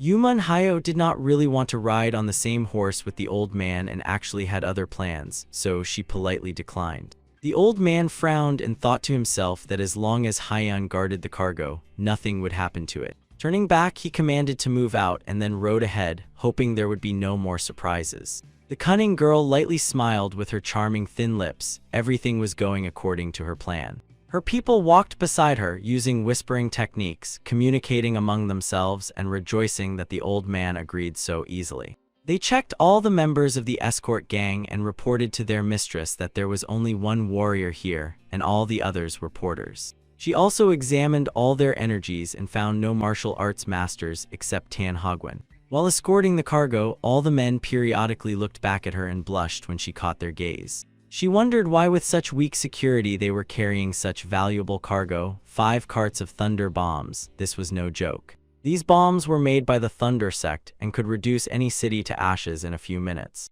With heavenly lightning and these bombs, the influence of the Thunder Sect grew every day. But ironically, by a twist of fate, they destroyed themselves. After that, the Thunder Sect disappeared for 100 years, and almost nothing was known about their technology. Her body of a terrifying shadow was completely destroyed. She thought maybe they used these bombs, but there was no evidence of this. These warriors were incredible. She herself took part in their training and did not understand who from this escort gang was capable of such a thing.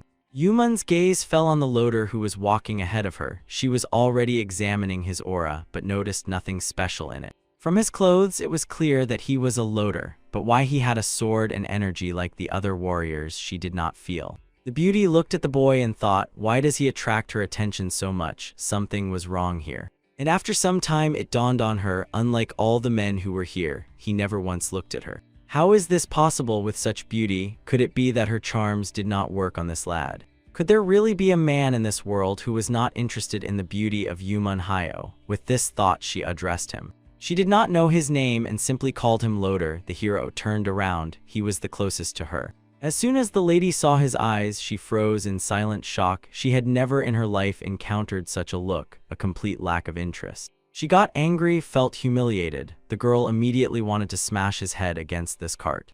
But calming her anger, she thought that this was a challenge for her, and one way or another, she would make him kneel before her. The caravan traveled all day without stopping, and only when it became quite dark around, they decided to stop and spend the night. The porters, tired, sat down on the soft grass, but after recent events, it was hard to fall asleep. Some dozed, while others just sat thinking about something. The hero, as always, stood somewhat apart and slept standing up. He he always did so, giving the impression that he never got tired at all. Solian was very caring and wanted to somehow please and take care, so she prepared soup. She quietly approached from behind, watching how he stood like a statue. Feeling her presence, the hero opened his eyes. But as soon as she opened her mouth and called him, Yuman Hayo rushed past her ahead. The temptress gracefully hovered in the air, flying past Hayo, trying to attract his attention. She quietly whispered to him to follow her into the forest and promised to tell him everything he wanted to know.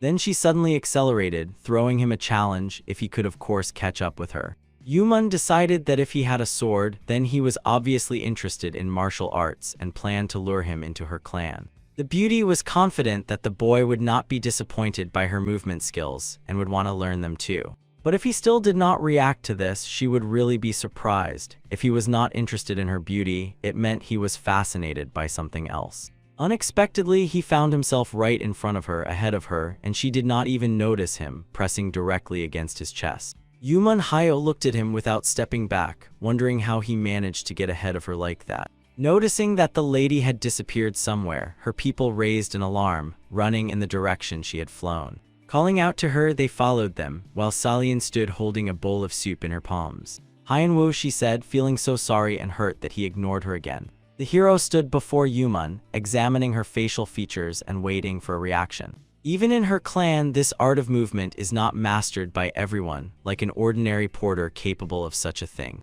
Realizing that he was definitely not an ordinary person, the girl frowned and asked who he really was. The hero replied in a calm and even tone that he was Dan Hyenwoo and wanted to know where Chonggija was, and asked her to speak quickly because his soup would get cold. The lady did not expect such a question and replied confusedly that she also did not know where he was, thinking to herself, what soup? Not receiving an answer to his question, the hero was already thinking about the delicious dinner Solian had prepared. Turning around, he told Yuman that if she did not know, he was leaving. The girl tried to stop him by shouting that she still had a question for him, but the hero did not listen. Her guards were already running towards the meeting, having drawn their weapons and prepared for an attack. They shouted what he had done to Lady Yuman. One of them began to draw his sword, reproaching the hero for daring to raise a hand against Lady Yuman, preparing to kill him. The lady loudly shouted to her warriors to put away their weapons. It was an order, she shouted angrily. Seeing the warriors before him, he was already ready to accept the fight, but he heard that Yuman was recalling them. Having drawn their weapons and rushing forward, they were already ready to attack like mad dogs at a stranger. But Hyan instantly disappeared right before them, as if dissolved into the air, leaving the soldiers stunned. Lady Yuman realized that this was not an art of movement. He simply vanished. How was that possible? She had never seen anything like it. The hero rushed like a gust of wind back to his dinner. He could literally dissolve into the air and turn into the wind. Solian screamed, "Oh God," when he almost knocked her off her feet, hurrying back. Opening her eyes, she looked at her hands and was surprised where the soup had gone. There was nothing in her hands. The full bowl of soup seemed to have been blown away by the wind. What would she say to Hyan now? Meanwhile, he was already standing nearby, savoring the prepared food, enjoying the taste. Taking a sip, he said that it was very tasty and good, that he hadn't cooled down yet, and Solian, sharply turning around, noticed that he was already standing nearby. She asked where the person he was chasing was. The hero replied that he didn't know. He would return when he wanted. Solian was curious about something, and she asked about Lady Yuman. She is so beautiful. What does he think about her? She is beautiful enough to seduce any man, the hero replied, embarrassing the girl. Blushing a little, she delicately asked Hyan if he considered her attractive. The hero looked at her with an appraising gaze, asking if she meant herself. The girl looked at him and repeated the question, adding that yes, how does he think, is she beautiful? The hero did not want to offend her, but decided to tell the truth and simply said that she was different. The hero explained that he did not like women like Yuman. She was too beautiful. Solian blushed even more. It was a very delicate topic, and she asked, not understanding why exactly. The guy explained, women like Yuman are undoubtedly attractive, but seduction of such a woman can lead to death. The incredible beauty and at the same time commander of the squad of the terrifying shadow Yuman Hayo could not believe it, but it was really this loader. Without a doubt, he is a master of martial arts and destroyed her squad. The girl gave the order to closely watch him. So far, apart from his full name Dan Hyunwoo, nothing else was known about him. The escort mission was approaching the destination in Sichuan. The caravan moved quickly, hoping that it would all end soon. Solyun ran behind Hyunwoo and wondered what the boy meant when he said that the temptation of a beautiful girl often leads to death. Besides, Solyun followed Pyo. Addressing the lady, he warned her to be more careful now than ever. He explained that the closer they were to the goal, the tenser the atmosphere became. It was always like that in all missions. The feeling of danger never left Pyo, and now he felt the same. Tan Hagwon and his nephew Ch Halgi felt it even more sharply. Their skills were more developed and they were in combat readiness. Tomorrow they were to arrive at Tan's main headquarters, but the danger from the Black Viper sect still remained. This sect has grown significantly over the last 10 years. A huge number of their followers could threaten the Tan clan. Watching the clouds, listening to the wind, the elder understood that something was approaching. He thought about how it happened that information about the cargo leaked from the Tan clan itself. Solyun addressed Hyan and conveyed Pyo's words, warning about a possible ambush. But the hero already knew about it and surprised the lady by saying that there were about 100 people there. Yumun Hyo smiled upon hearing these words. She did not doubt Hyan's abilities, but what he said seemed funny to her. The feeling did not fail, and after some time the loaders noticed blurred silhouettes in the sky. A band of warriors used flight techniques. They quickly approached attack range. Hyan reported that this was the first wave and there were about 50 of them, followed by another group. Elder Tan shouted to Hyan not to interfere. He had already faced these enemies and would handle them easily. The old man skillfully jumped off his horse, waving his sleeves and releasing his deadly darts. He ordered Hyan to protect the cargo, while he and his men would deal with these scoundrels. The guys carefully watched the battle, keeping their distance, and Pyo worried whether the elder would manage. Turning to his friend, the hero assured that the elder would manage. He was almost victorious. The darts accurately hit their targets, massively destroying enemies, piercing through and knocking them down mid-flight. The elder's retinue was also quite well prepared and skillfully repelled the ground attack, finishing off those who managed to evade Hagwon's magic.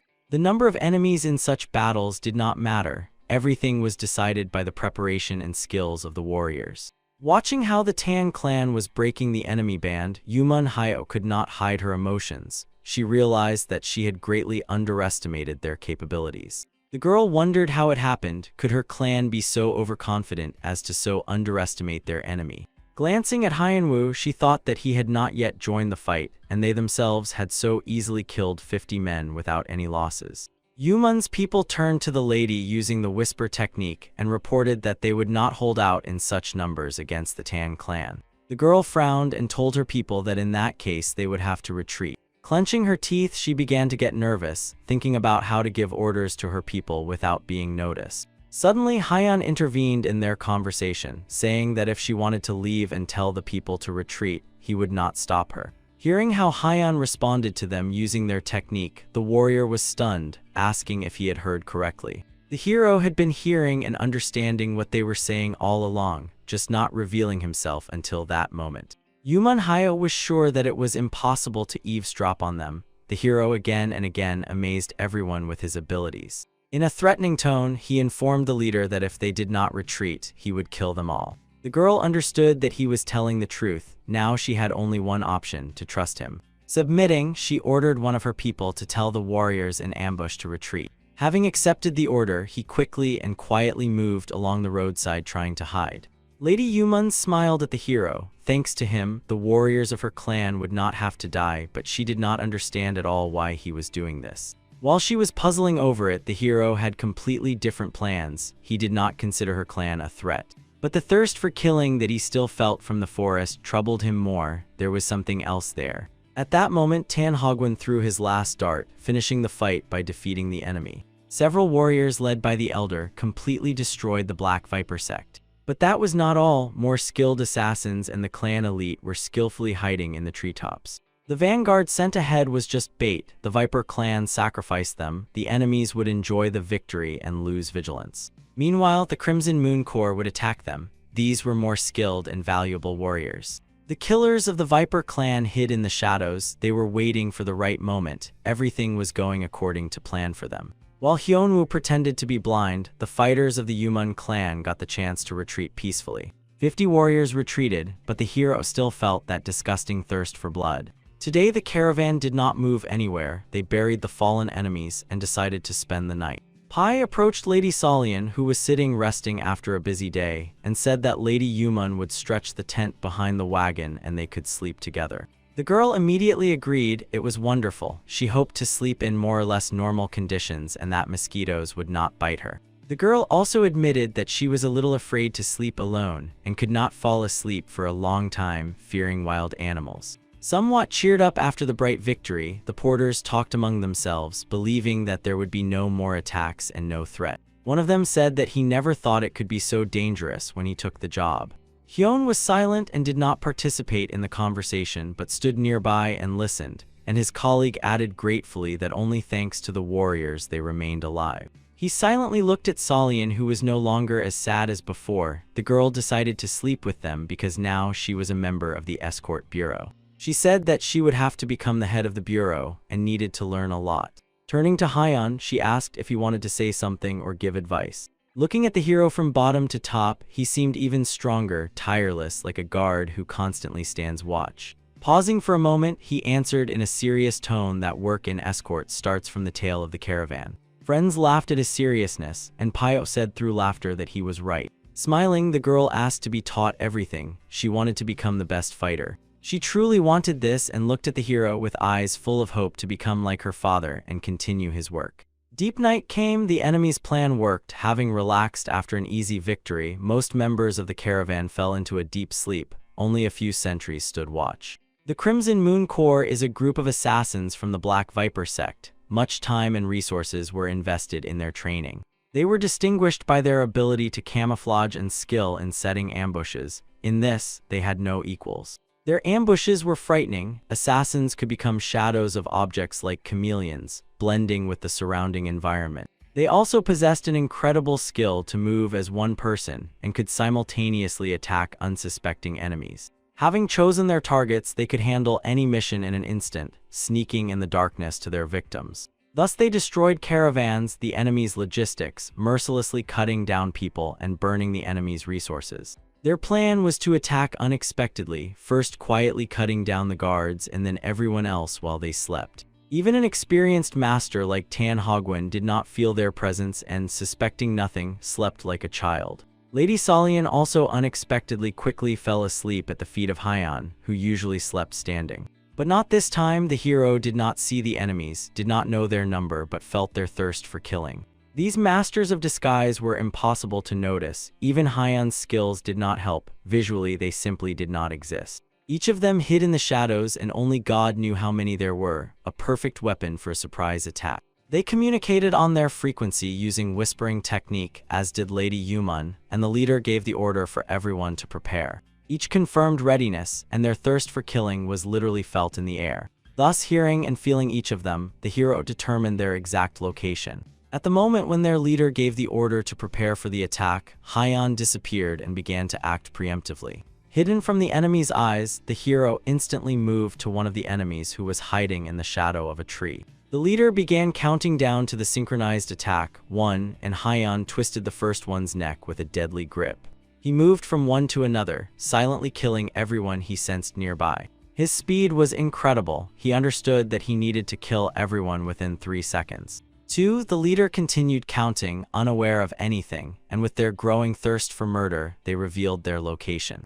Bodies silently fell onto the grass as Hyun, like a cold wind of death, took their lives. 3. Finishing the count, the leader stepped out of the shadows and quickly approached his target. Unaware that he was alone, he continued giving orders to start with the strongest, and he would kill Tana Hagwen himself. The killer was already at the target and raised his deadly strike above the sleeping elder's head.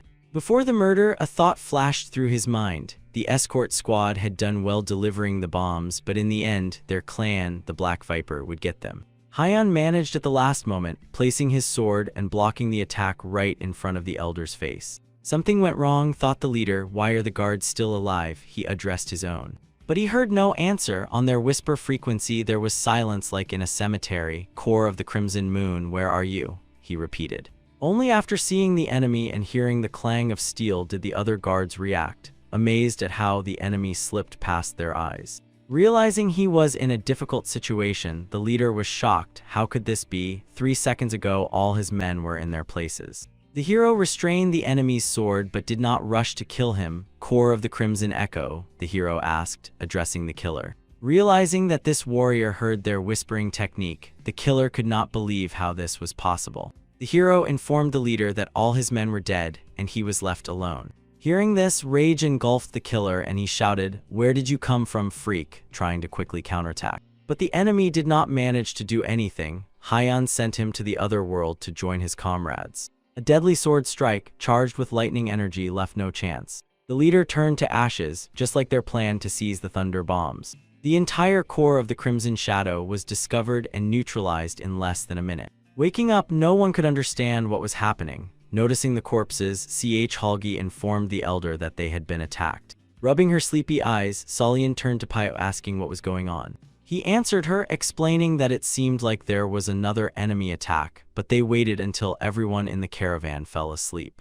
She got scared, worrying about the guards and other warriors, but Pio calmed her down, saying that they were all already dead. The hero slowly sheathed his sword behind his belt, and everyone looked at him gratefully for the rescue. The hero's emotions were impossible to read on his face. It was unknown whether he felt anything at all. Solian looked at him with admiration as a savior. She was very grateful. Having looked at all this, Yuman Hyo yawned. She thought that Hyan should be happy that he saved everyone, but he was impossible to understand. She smiled with a crooked smile, examining the boy and wondering how one could be so emotionless. In the morning, the caravan continued moving. The horses made the last dash, pulling the carts. Thanks to Hyanwu, the escort mission avoided losing the cargo, and they continued their journey without encountering more enemies. On the same day, they reached their destination, Sichuan Province, a huge and wealthy city. The happy porters walked behind the cart with a smile, thinking that their mission was finally over and they could relax and have a drink. Walking nearby Yuman Hyo, Solian addressed her with a question. Raising her eyes, the lady looked down on the girl and asked what was the matter. Solian reminded her that she had to leave them as soon as they entered the city and said that they had already arrived. Lady Yuman, smiling, said not to worry about it, she would go herself when the time came. Solian was a modest girl and did not insist to avoid arguments and agreed, while Yuman thought about her what a scoundrel she was. Pio, who was following Hyanwu, remembered what he wanted to do and reminded the hero that he would be very busy now, but the friend did not understand his joke. The warrior said forget about it and got down to business, reminding Hyan that the friend he was talking about was from the Ak clan and this clan was nearby. He is dear to him, and Pio suggested Hyan meet his family. The hero immediately recalled his fallen comrade and his request to tell the family about him. Then Hyan told Pio that he would like to go to the Ak clan immediately after the mission was completed. Finally, the escort mission arrived in Sichuan Province. The noble estate was huge and luxurious. The servants greeted the elder with bows and rejoiced that everyone returned unharmed. Looking at the towering multi-story buildings, the friends admired everything around with delight. Smiling, the elder handed over a small pouch, saying that this was the payment they had agreed upon. After handing over the money, Tan Hogwen thanked for the escort and added that he hoped for future cooperation, calling Lady Solian the new head of the bureau. Looking at the pouch, the girl felt delight, as this was the first payment she received for escorting as the head of the bureau. Young and emotional, the girl shed a tear, as this payment held special value for her. During this mission, she lost her entire family. Her home burned down completely. If she could, she would have given 100 times more to bring them back. They gave their lives so that she could survive, and now, as the head, she would continue her father's work. Seeing the girl shed a tear, Pio, trying to encourage her, said not to worry. From this day, everything would get better. Wiping her tears, she pulled herself together and confirmed his words, adding that now, for the sake of those who remained, she had to be strong. She sincerely thanked him and asked her friend to stay close. She really needed support. Turning to his mistress, the warrior apologized to her. Unfortunately, they could not get the thunder bombs and asked if they would be returning home. But Lady Yuman was no longer interested in those bombs. She calmly watched the courtyard as crates were unloaded and thought about Hyunwoo. She said to forget about those bombs for now. There was not yet a single thing the clan could not obtain. She was confident that the opportunity would come and they would get them. Looking back at her people, she quietly said that she wanted another. Hyan made an unforgettable impression on her. This warrior must be in her Vataza, and she wanted to recruit him. After the mission was completed, interest in his person was shown not only by Yuman, but also by everyone whose life he had saved. Everyone who knew him now looked at this incredibly young man in a completely different way. And Hyenwoo himself did not pay attention to this. He had his own goal and his own path. Everything else was secondary. He was already thinking of setting off to search for the Ak clan. According to Pyo, their estate was supposed to be somewhere nearby. Meanwhile, his friend was saying goodbye to Tan Hogwen, who offered him to stay for a few days, but the warrior refused, saying that he and Hyan had some business here. Suddenly, the hero jumped onto the roof of the building, attracting his friend's attention. Jumping up, an incredible view of the city opened before him, but he did not climb there for that. Looking around, he tried to tune into the energy of his comrade. Each person's energy is different. There are their own features. It is like facial features, and he was looking for something similar to Aksego. Focusing, he felt it. The similarity was incredible, but he could not determine the exact location. All members of the escort bureau decided to stay overnight in one of the inns, and then think about what to do next. Noticing that Hyan and Pyo were gathering to go somewhere, the girl anxiously asked where they were going. The warrior did not go into details since they themselves did not know what would come of it, but promised to tell when they returned. Hyan looked at Lady Solian and noticed how anxious she was. The girl did not want them to leave her alone. The hero carefully extended his hand, preparing to share his energy. Saying nothing and without any explanation, he placed his hand on her head. Solian was no longer surprised. Anything could be expected from this young man. She wanted to say something but remained silent, wondering what it could mean. Suddenly, she felt again that warm, soothing energy with which he had enveloped her when she lost her father and was one step from death. It was very pleasant and truly calming. Withdrawing his palm, Hyan said they would return soon and asked her not to worry. After that, they ran together to the exit. Pyo already knew the way and where the Ak clan estate was located. Solian silently watched them leave, and behind her, Yuman Hyo was already running with his guard. Pyo immediately noticed her and frowned, unable to understand what this lady was doing. The beauty was rapidly catching up with them. Pyo yielded to her in speed. Her skill in light movement was at its peak. The warrior thought, could it be that she does not intend to return home, and made a sour grimace. The young man was smart and understood this lady clearly wants something from them. She doesn't even know where they are heading, but follows them. Realizing that they did not need her, the hero thought that they needed to speed up. The hero stretched out his hand and decided to give Pyo a bit of his strength. He was well in control of his inner resources, and for him, it was a piece of cake. Feeling the surge of strength, the warrior immediately accelerated, surprised at how much easier it became to run. His steps were now weightless and he felt no fatigue. Pyo understood what had happened and thanked him, adding that now let them try to catch up. Seeing how they accelerated, Yuman was furious. Could it be that Pyo was also hiding his true power? Thus they managed to break away, leaving Yuman Hyo far behind with his minion. Amazed by Pyo's new abilities, he ran joyfully, admiring the speed of movement. The estate was located on the outskirts of the city. By the time they ran there, it was already evening. Stopping in the yard, the warrior showed the hero the ancestral house of the Ak clan. Turning to his friend, he asked him if he was ready, then they could enter. Meanwhile, pursuers appeared from behind. They still managed to catch up with the hero. For them, this sprint was difficult. Breathing heavily, Yuman said, finally caught up. Pyo was surprised that there was no guard near the ancestral home and simply knocked on the door. At first, no one opened and he began to think that something had happened to this family, but soon the door opened. In the doorway stood a tall, red-haired man with a sword on his back. He was clearly a powerful warrior, judging by his posture and how he carried himself. Seeing this man, Hyan's eyes widened in surprise. He looked exactly like Aksegi, only much older. Looking at Pyo, he said he did not know who they were and did not accept guests, but the warrior immediately explained that they had not come for that and asked if he knew a man named Aksegi. Hearing the name, the man's face immediately changed. He furrowed his brows and was clearly not happy with the question. He became angry and his energy began to press on Pyo. The man seemed unable to control it, so angry was he. He asked the warrior who he was and why he was looking for Segi. Pyo barely held on, feeling the pressure of his energy. He did not understand why they wanted to kill him. He only asked. At that moment, Pyo felt so bad that he could barely breathe. Understanding that his friend could die, Hyan stepped forward, shielding him with his body and unleashed even stronger energy. The situation was tense. Even the hero himself did not understand what to do in such a case. When the hero struck with his power, it irritated the man even more. But the young man calmly looked at him. He had to somehow calm the furious warrior. He grabbed his huge sword, ready to cut into pieces everyone who came to his yard. It seemed as if this man was angry at the whole world, and his energy was filled with hatred. The hero restrained himself until the last moment, looking straight into the eyes and waiting until the man vented all his anger.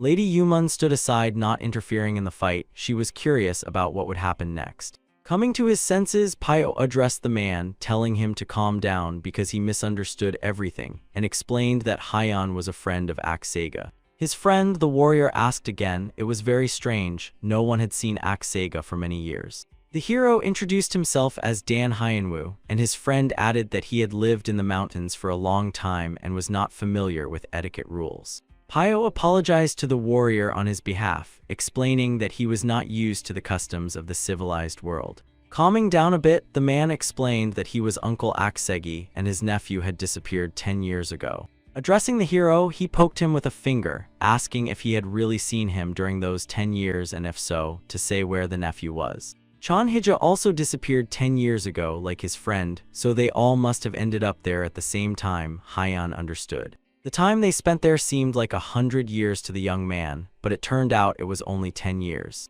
Akyuna still could not wait for an answer and his patience ran out. He said sternly, "Finally tell me where he is." The hero thought that the first thing he had to say was that his friend was dead. Remembering the comrade who bled out in his hands, he said briefly, "Dead."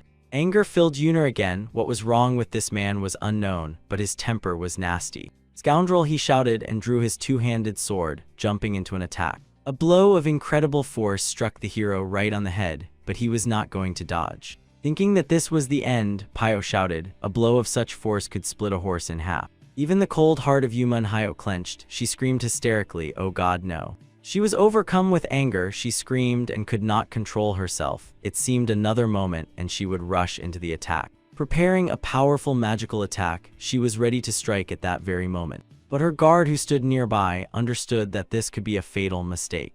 Yuna's strike was fast and deadly. Despite Yumun Hyo's reaction speed, it had already reached its target. But she still hurried, gritting her teeth and gathering all her strength and speed. The girl tried to stop the enemy. When she had already approached the target and was ready to incinerate Yuna, she was stopped by being grabbed by the hand. She did not expect that anyone could stop her in such anger and battle trance. It was Hyanwoo. He stood unharmed, and Akyuna's attack was blocked. Turning to the girl, he looked at her and calmed her down, saying that he was fine and asked her not to interfere. She exhaled. In theory, he should already be dead, and worried, asked again if everything was really okay, not trusting her eyes. Dense energy that enveloped Hyan's body completely blocked this strike. Then Akyuna understood the strength of this young man. If he was so strong and did not respond to his attack, it meant he was telling the truth about Aksegi. At the noise, the clan leader came out with his retinue and loudly began scolding Yuna for how he was behaving with the guests. Ak Bihwin scolded harshly, reproaching that he had already told him more than once to learn to restrain himself. Realizing his mistake, Yuna apologized to the leader and promised that it would not happen again. Yumun Hyo, together with Pyo and his bodyguard, stood aside, observing the Ak clan leader. The hero understood that before him stood the father of the deceased and in a sad tone informed that his friend Aksega had died. Bihwin was more restrained than his relative, but still the emotions on his face showed that this news was hard for him. Bowing his head, he said that he thought so. Too much time had passed. Deciding to show hospitality, he invited the guests to come inside. Meanwhile, Solian, standing on the terrace, was gazing at the view, wondering why her friends were so delayed. She recalled how Hyo touched her and the energy she felt at that moment. Why he did it then and what he wanted to say by it, Hyan was very unusual and he was difficult to understand. Suddenly, her thoughts were interrupted by noise downstairs on the first floor of the hotel. Someone there was shouting, uttering insults, and reproaching someone for hiding here. The girl ran inside anxiously. Her people, the loaders, were supposed to be downstairs, and she was worried that no one would get hurt. But a fight was already happening downstairs. Those who were on the street burst inside and the first blood was spilled. The dead turned out to be some commander. His people who were nearby looked with horror but could do nothing. Holding swords, the killers looked at the people standing nearby. The hotel guests stepped back in fear. Chong with his colleagues, the loaders, were sitting at a table drinking. They immediately stood up, outraged that they could not relax properly. Coming down to them, Mrs. Solian asked them to go upstairs to their rooms to avoid trouble. Fortunately, the fight did not concern them and the men agreed, but the very fact of an open execution in a crowded hotel was shocking. Sheathing their swords, the audacious warriors looked at another group of armed men, wondering who they were. Outraged by the murder in a public place, the warriors shouted that the Tang clan would not leave it like that. Noticing the brave man, the killer said, "Does he not know that his Tang clan scatters as soon as it sees the Viper clan?" Hearing his words, Solian realized that these were the same members of the Black Viper sect who attacked them during the mission. Smiling, he boldly called them cowardly dogs and added that for this they would all die. Giving the order to his men to kill everyone, the villain watched and enjoyed the slaughter. Lately, things in Sichuan were going badly, the Black Viper clan quickly gaining strength, doing whatever it wanted.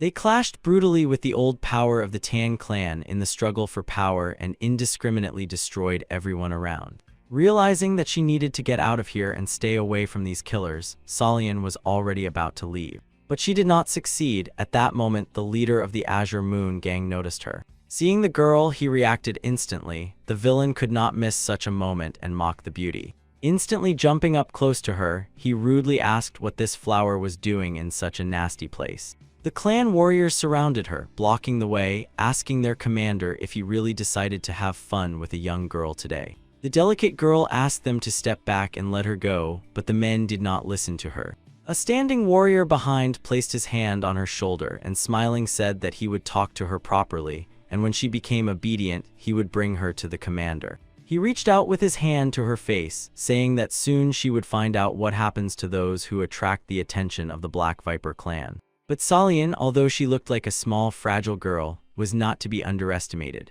Gripping the man's hand firmly, she twisted it so that he howled in pain. The girl, like a true hand-to-hand combat master, subdued the burly man. Pressing him down with both hands and using her own weight, she struck him hard against the floor. What the hell, thought the warrior. He had assumed she was just an ordinary pretty girl. But it turned out that this flower had thorns. Solian looked at him sternly, ready to defend her honor. "Who are you?" the stranger asked again, seeing how she had put his best warrior on the ground. Rising, she introduced herself as Cho Solian, daughter of the head of the Cho clan. And proudly straightening up, she added, "The current head of the Henan Security Agency." "What does that mean?" The scoundrel looked at her in surprise. The girl had extremely surprised him. Hearing this, the warriors laughed together, teasing her with apologies for not recognizing such a respectable person. Bending down to her height, the leader said laughingly that if she was not just a girl, then she should be addressed more respectfully. Understanding that with her abilities she could not cope with all the scoundrels, she decided to do otherwise. She had trained well to run during the mission, and now it could save her. Wasting no time, she dashed forward. She had to give her all to break through them. "Catch her," shouted the commander, and the Azure Shadow gang rushed to chase the young lady. "Run, Solian, run," the men mocked her as they caught up with her. But the girl was really not in the mood for jokes. She wondered if she could get away from them without consequences. Meanwhile, Haiyan's team was invited to the Ak clan's mansion, where everyone gathered around a huge table. They sat in a row looking at the leader, waiting for him to start questioning. In a sad tone, Bihun said that if Segi were alive now, he would be 20 years old, and asked if they were the same age. Nodding his head, Haiyan replied yes, and Pio was surprised that Bihun could speak politely. Seeing the face of the warrior Yuman, he asked again if he was okay. Pio grimaced hearing how old Haiyan was. It turned out he was almost twice as old as him. The leader asked the next, the hardest question that troubled him, namely, how his son died. The uncle and other clan members sat opposite Haiyan and his people, also sadly bowing their heads. Haiyan began by telling what he was like and that they were comrades. They gave each other an oath: if one of them dies, the other must survive and find the family, tell what happened. Haiyan agreed but did not understand why they should give such an oath, and the friend then explained to him. Sometimes he had the feeling that they would never see each other again. He lost hope. The hero tried to cheer him up, assuring that they would get out together and go look for the families of the fallen comrades. Aksegi then asked him to find his father and tell him about him, said he was sorry. That was his last breath and their last conversation. He gave his life for his friend. The hero told the truth about him, how he saved his life sacrificing himself. Bihun could not withstand the emotions that overwhelmed him and struck his palm hard on the table. He said that this is a worthy death for his son, to sacrifice himself for a friend. The father remembered his boy, small, red-haired like himself, with big eyes. Then he saw him for the last time. He engraved this image in his memory, and every day he mourns for him. Looking at Hyunwoo, he realized that this young man, like his son, had gone through the same path, and it broke his heart. His voice began to tremble and he asked again the hero's name, Dan Hyunwoo. The word seemed stuck in his throat. The young man looked at this man and said yes, confirming his name. His eyes filled with tears and he said, from today he is now also his son, and added that Hyun should call him father. Yuna looked at his brother Bihwan. He understood how hard it was for him, but he did not think it was so much. He had never seen his tears. Pyo and Yumun looked at the dramatic situation and wondered if Hyun could really call this man father, especially after he was almost smashed in the head with a two-handed sword. Let it be so, said the hero, surprising his friends. Even Pyo did not expect that. What the hero felt is unknown, but he sincerely called this man father. Probably he really wanted to have a close person. Bikvan understood that Hyun would never take Sega's place in his heart, but this young man was fatefully similar to his son. And he felt a little lighter when Hyun called him father, as if he sensed the presence of his son. Through tears, he smiled and laughed, saying that this was exactly what he expected from Sega's friend: incredible bravery and honesty. Rising, he knocked on the table once more, ordering food and wine to be brought. This had to be celebrated. After the order from the head of the Ak clan, the atmosphere changed sharply. Everyone became merrier and kinder. And thanks to Ak-un, Pyo learned the history of the Ak clan. They drank and had a friendly conversation. The uncle told him that 10 years ago, when Segi disappeared, the Ak clan was a warrior clan. But after the boy's disappearance, Bikvan searched for him until he spent all his savings and was left with nothing. Once a master arrived at their clan. His name was Jeon Gija, and he taught them a sword technique called the moon-splitting blade. Bikvan tried to drown the pain of losing his son by dedicating himself completely to endless training. This is how he earned the clan's current reputation. But recently, one of the clans began to rapidly expand, absorbing or destroying others, and now they had entered into conflict with them. They were preparing for the next battle with the Black Viper clan, Ak-un said, and apologized for being so rude. Yumun and Pyo pondered, recalling that these scoundrels had attacked them throughout the entire escort mission. Bihwan addressed Hyun as his son and suggested drinking together. The hero had never drunk alcohol before and did not even know how it was customary to consume it, but he was very curious, so he took a wine jug from the table and took a big sip. He liked it and wanted to continue, but again felt that Solian was in danger. He drank and ate, enjoying every moment. For him, it was like a ritual. But still, he understood that he needed to help the girl, and he told his new father that he would return soon. A little tipsy from the wine, Bihwan said okay, but asked where he was going. As soon as the jug touched the table, the hero disappeared without answering the question. His friend Pyo only managed to say the name Hyun when there was no one left. The Black Viper clan kept pursuing Solian. They chased her like predators after prey. Splitting up and cutting across, they overtook her by blocking the road. Seeing enemies ahead, the girl thought, this is it. They caught up with her. Rejoicing that they did not let this beauty in, the warriors mocked her. Is this really all the head of the security agency is capable of? Reaching out to her, the leader said, stop resisting, you will be ours anyway. There was nowhere left to retreat. The poor girl no longer knew what to do. But at the moment when he lunged, reaching out to her, something stopped him. He pulled his hand back as if from fire, asking in surprise what kind of energy flows in her body. Solian did not immediately understand what this scoundrel was talking about. What energy? She was simply frightened. But the next moment she remembered the feeling when Hyun touched her. He shared his power. The warrior no longer wanted to take risks and drew his sword, preparing to test this defense once more. The warriors behind him began to worry, asking him to be more careful with her. It would be a pity if she died and they didn't get to have fun with her. But the commander calmed them, saying he was going to put on a show by cutting off her clothes. Solian understood that she could not handle them alone, and Hyun's energy had already dissipated, so it was better to die than endure such humiliation. Pointing the sharp sword forward, the scoundrel said he would start from the top. At that moment, Solian began to move quickly towards the blade, exposing her neck to be killed by the sharp sword. In her thoughts, she asked forgiveness from her father and brother for not being able to avenge them and for being so weak. But they did not let her die. At the very last moment, Hyun appeared. Fortunately, he was not late. For the enemy, it was a surprise. Right during the attack, some man appeared and stopped his sword. In an instant, his weapon cracked and split like a glass plate dropped on the floor. He screamed, not from pain, but from horror, feeling his body turning to ashes. The hero summoned a smoke screen to distract the other enemies. The enemies covered themselves from the smoke and saw nothing. He was enveloped in this thick smoke which concealed him and Solian from the eyes of the Black Viper gang. He looked at her sternly, knowing what she had tried to do when that scoundrel attacked her. The girl understood why he was angry, then she thought it was all over, and only one thing came to her mind. He looked at her with such a gaze that chills ran down her body and asked if she really intended to surrender so easily. When the whirlwind of smoke subsided, the hero and the girl stood side by side and he stepped forward, shielding her with his body. The enemies thought that the energy girl had finally run out and there would be no more surprises. They wanted her, not considering Hyan a threat. He kept looking at her, still unable to accept her decision, and was angry. He sighed heavily and said that he understood what was happening and what could have happened, but asked never to do that again. Solian was grateful to him for saving her again and understood why he was angry at her, so she simply agreed. Watching these two calmly standing and talking, one of the enemies shouted, "Are they not afraid of death at all?" After finishing the conversation with the girl, the hero noticed the enemies and Solian saw on his face something she had never seen before. It was rage. The hero swung his sword towards the gang of scoundrels, this time using the energy of the earth.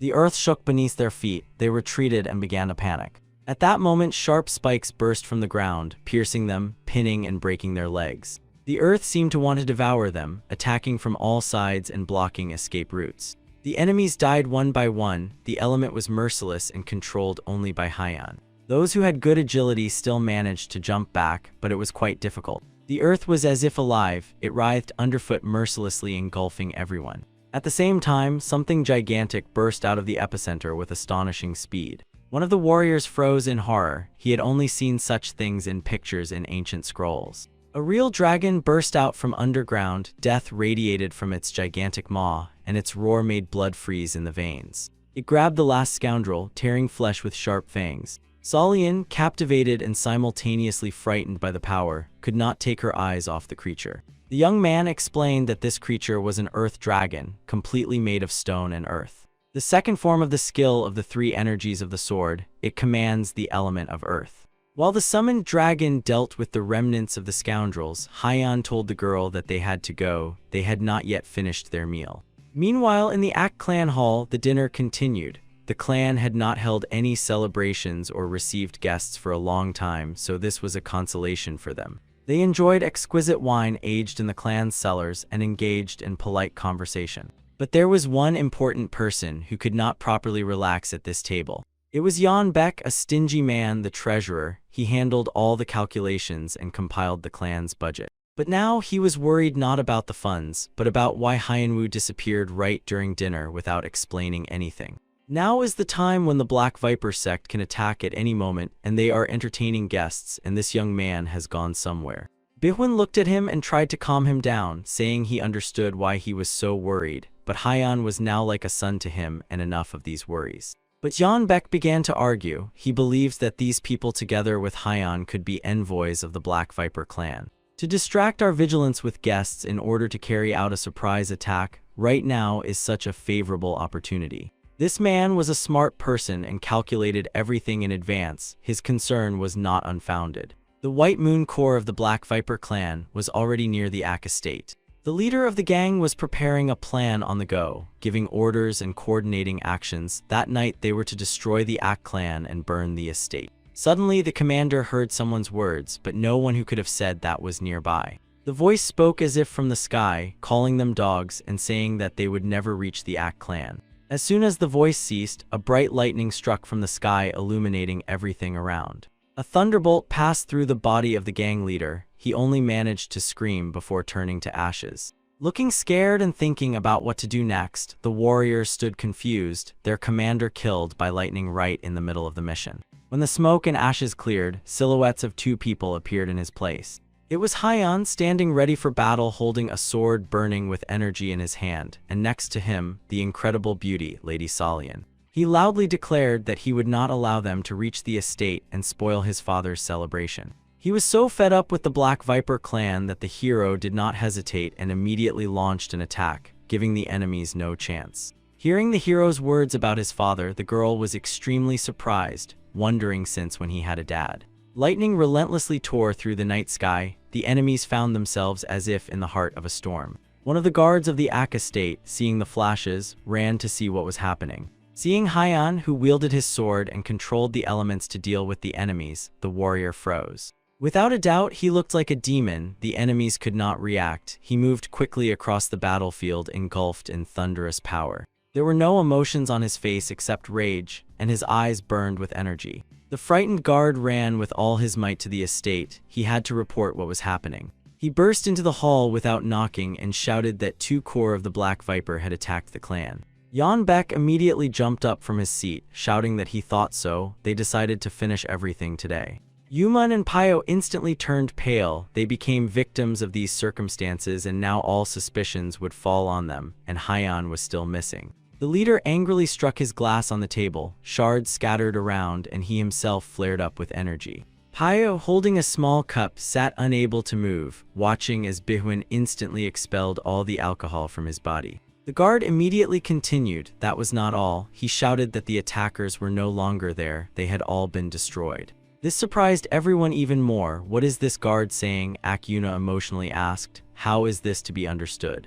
The young man trembled with horror. Gritting his teeth, he muttered, "It was a demon." He saw it with his own eyes. Was he drinking during the watch? Thought Bihun, barking at the guard. Meanwhile, Hyan was already behind him. The poor fellow, pointing a finger at the hero, tried to say that he was telling the truth. Here he is. Here is the demon, the warrior shouted. Bihun thought that the guard was pointing at him and already calling him a demon. The leader got angry, saying that now he would show the real demon. Covering his face with his hands, the poor man stammered, trying to form his words, and explained to the lord that the demon was already standing behind him. What behind me? Thought Bikvin, and noticed Hyan out of the corner of his eye. The hero stood behind him, still enveloped in the energy of the air, and quietly said, "I have returned, father." Looking up at the frozen earth dragon, Dan Wall addressed his subordinate and asked what his people were doing here. They were supposed to be on a mission and were supposed to deal with the heavenly clan.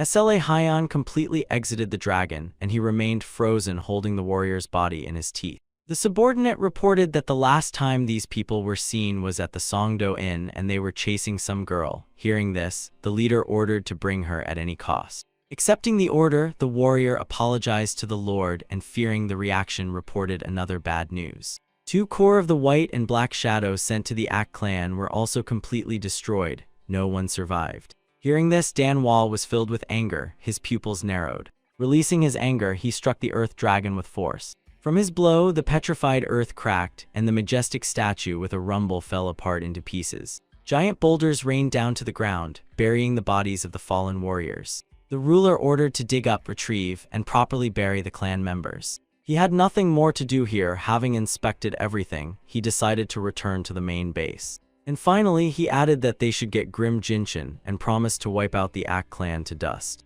The next morning, the guests of the Ak estate were already preparing to leave, thanking for the dinner and overnight stay. In response, they were told that they would always be welcome here, and the clan's doors were always open to them. Solian and Hyun walked side by side, planning to return to the hotel to the porters and attend to agency matters. Yuman watched them and could not calm down. Their closeness troubled her. She wondered why Hyun ignored her and kept fussing with that silly girl. Suddenly, her thoughts were interrupted by the voice of Ak-un, who asked her why she was so sad since early morning, calling her Hyun's girl. She reacted sharply, asking what he said, and the man realized he was mistaken, apologizing and asking if she was not Hyun's fiancée. Pointing a finger at Lady Solian, the girl said, "Then who is she?" Scratching his chin, the man thought and said that they looked more like brother and sister. Lightly smiling, Yuman Hayo replied that then she would pretend that nothing happened yesterday. When they had already stepped into the yard, the uncle addressed his nephew, reminding him that he needed to say goodbye to the clan leader before leaving,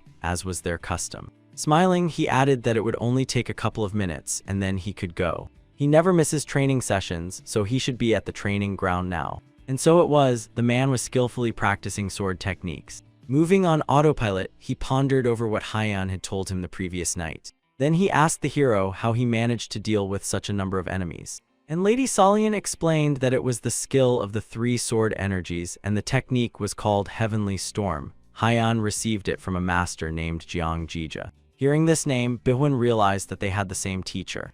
But Hyan corrected the girl, saying it was not exactly so. Jija taught them the basics for 3 years, and after that, they improved their techniques on their own. Hearing Hyan's story, Yuman was surprised. Could this boy really have been so closely acquainted with the legendary master? The hero refused to call Jija a teacher. He said that this man had thrown them into hell, so he was no more than an enemy. Then Bihun learned who Jian Gija really was. The man was shocked. It turned out that the enemy who killed his son was at the same time a benefactor who gave them the art that revived the clan. Turning to the master, Yeonbeek suggested that maybe he was trying to atone for his guilt by giving these teachings. Inside Bihun was a whirlwind of emotions that he tried to suppress through training. It turns out that he received this art at the cost of his son's life, but he cannot now refuse this technique. As long as enemies do not take their eyes off the Ak clan, he must protect it, and Gija's art is the tool. Releasing his anger on the training post, he cut it into 2 parts and in his mind hung the question of what to do. Noticing Hyun, Bihun decided to finish for today. He was glad that this boy appeared in his life. Raising his eyes, he asked what brought them here at such an early hour. Hyun informed that they had to go, and Pyo showed a sign of respect by symbolically folding his hands. If it is necessary, then so be it, said the father, looking at his son's last friend. In the world of martial arts, not everything is decided by strength, so always be ready, he said, giving Hyun advice. The hero thanked for the advice and said goodbye to Bikfan. Now he had another important person in his life. Putting his hand on the hero's shoulder, he addressed Lady Solian, asking her to look after his son. Returning to the hotel, they were joyfully greeted by the porters. The men had already begun to worry about where their lady had gone. They had seen her fleeing from those thugs and were worried that something had happened to her last night. The lady apologized for making them worry, but now was not the time for that, she said. It was time to get ready and head back to Henan. The first thing to do was to restore the destroyed agency, unless of course they had other plans. Pyo supported her, admitting that he was not much of a builder, but he would also help as much as he could. Suddenly, another porter ran up to them, who had been downstairs gathering things. He reported that the hotel was surrounded by allies and people of the Black Viper clan. Their leader had gathered a huge number of warriors. He wanted to take revenge at any cost because some girl had ruined his plans. When Solian looked out from the terrace, she opened her mouth in surprise at the number of people. Could it be that they had come for her? Looking at the frightened girl, Hyun asked again if they were all from the Black Viper clan, and Solian answered yes. The hero smiled and stepped out onto the terrace. The quantity did not matter to him. He was glad that he could finally finish off all these scoundrels. Wrapped in energy, he was ready for battle. The hero knew that the Black Viper was also targeting the Ak clan, so he had to finish them off. He stood on the large terrace, looking down, wondering why these fools so blindly followed their leader. The warriors filled the entire square in front of the inn and waited for orders from their commander. The hero thought everything was going perfectly. He could finish off the entire clan at once. Their commander even set up a table at the end of the square, wishing to enjoy the spectacle, the bloody battle. Taking a bottle and taking a sip, he commanded to kill everyone in the hotel and bring that girl to him. The guard standing nearby drew the lord's attention to the terrace. Noticing how Hyun was standing at the very edge, it seemed he was so scared that he was about to jump down. The hero was indeed about to jump, but not to end his own life. Pushing off the cornice, he jumped from a great height. It was as if there was some kind of pool with water there. The warriors were surprised. Could it be that he seriously decided to end his life and really jumped? Landing loudly, he raised clouds of dust, attracting everyone's attention. The commander silently watched. He did not know how greatly he underestimated his enemy. At that moment, lightning struck. Hyun used his skill and the element obeyed. Eclectic discharges massively struck the enemies, lifting them into the air and turning them to ash. What is happening? The leader could not believe his eyes. Lightning in a clear sky. The charged energy field around the hero prevented anyone from approaching him. Lightning destroyed the nearest enemies. Today the Black Viper clan will end its existence, Hyun declared. Ash scattered around, rising upwards with the wind currents. The hero dealt with all who stood against him in a few minutes. The loaders began cleaning up, understanding that they needed to finish quickly and go home. Looking at her savior, Solian apologized to him for having to fight for them. She was worried about him as she understood that such a battle required significant internal resources. Clearing piles of corpses, the loaders carried out the charred bodies, marveling at Hyun's strength. Pyo thanked God that such a hero appeared in their team. Without Hyun, they would have been dead long ago. Meanwhile, the sect of the Black Viper, which had suffered incredible losses, was preparing its trump cards. They had in their arsenal thunder bombs, devices once made by the Thunder Strike clan. Due to the great complexity of their manufacture, the entire clan perished, making a mistake in production. Danval preserved them for dire times, and now he was ready to use them. Suddenly, a guard rushed into the Lord's room, hurrying to report the news. The leader interrupted him, asking if the commander had brought that girl. The clan lord did not yet know the outcome of the battle and was confident that the commander had carried out the order, but the guard could not gather his thoughts and explain everything clearly. Looking anxiously at the warrior Danval, he asked again what was happening. "Tell me already." Along the narrow street leading to the estate and the main headquarters of the Black Viper, a silhouette was advancing. Grabbing the corps commander by the collar, the hero dragged him down the street like a dog. Haiyan understood that to finally finish them off, it was necessary to cut off the head of this snake. For the commander, this was a humiliation he had never felt before. Trying to save his life, he showed the way to the main headquarters. Bringing Haiyan to the place, he begged to be released, hoping for mercy. Considering the entrance to the main building, the hero thought that these bandits had taken good care of their security. The path ran through many houses connected to each other. The Gajuka clan had seized them from the townspeople. The commander explained that the path was known only to the sect members, and no one could find the way through this labyrinth of houses and traps. Smiling, he offered to show the way, if of course he was released. But the hero replied instead that it was not necessary and threw the enemy into the air. Lifting off the ground, the commander screamed in fear, realizing that his end was near. The hero tossed him like a ball, preparing to kick him into the goal. Jumping up, he delivered a blow with such force that the commander's body flew forward like a cannonball. Giving incredible acceleration thanks to the energy of the wind, the commander's body crashed into the first house, breaking a path. Stone and wooden walls shattered into pieces. The hero simply decided to go straight through. Having broken the path in this way, the commander, as promised, showed the way. His body was imprinted on the gates of the main entrance, where he shamefully died. Through the hole that had formed, the hero could already pass to the main entrance. "I will pave my own way," the warrior said, using the body of the sect's commander as a key to the protective spells. He instantly transported himself to the next gates, delivering another powerful blow. And the gates also did not hold, shattering into pieces. The spells that were cast did not work due to the presence of the commander. The mangled body flew into the courtyard, rolling epically across the stone floor. The passage was free, and the corpse, distorted beyond recognition, lay bleeding. All the warriors who remained stood around the head of the sect, ready to give their lives at his command. Danval was impressed by Haiyan's cleverness and strength. He so easily bypassed all the protective spells and passed through the labyrinth. No matter how strong that guy was, he would not be able to resist the entire Black Viper sect alone. The leader assured himself and shouted to Haiyan that he would not leave here alive. The hero burst into the crowd of warriors like a whirlwind, intending to finish them off as quickly as possible. Seeing Haiyan, Danval's courage vanished somewhere and he abandoned his people, retreating backward.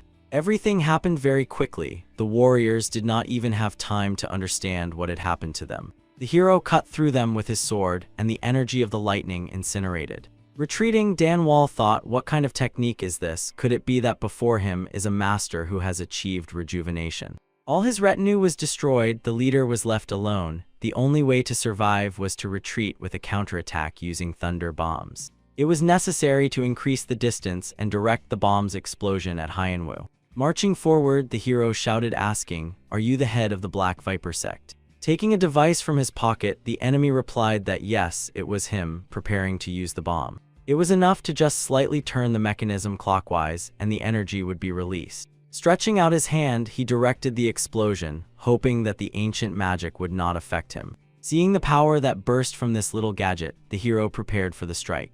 He had never seen such a powerful weapon, and began to doubt that he would withstand it. With a thunderous explosion, the inferno broke free, engulfing and destroying everything around. If Danval had not directed the explosion and endured the blast radius, he would have been blown away like a feather. He laughed, looking and feeling the heat of the fire. No living creature could withstand that. But the hero disappeared in time, instantly turning into the wind, becoming not material, but simply energy. That was enough not to die from the blast wave. Protecting himself from the fire, he made a sword attack. Striking the floor, he used the energy of the earth, summoning the earth dragon again. Stone spikes with a rumble tore through the stone floor, and the earth came alive. Sharp peaks quickly moved, breaking through the floor towards Danvalia. He tried to retreat, but behind the spikes a dragon emerged from the earth, opening its huge jaws. The leader could not resist this creature. Looking at the terrible dragon, he screamed in panic.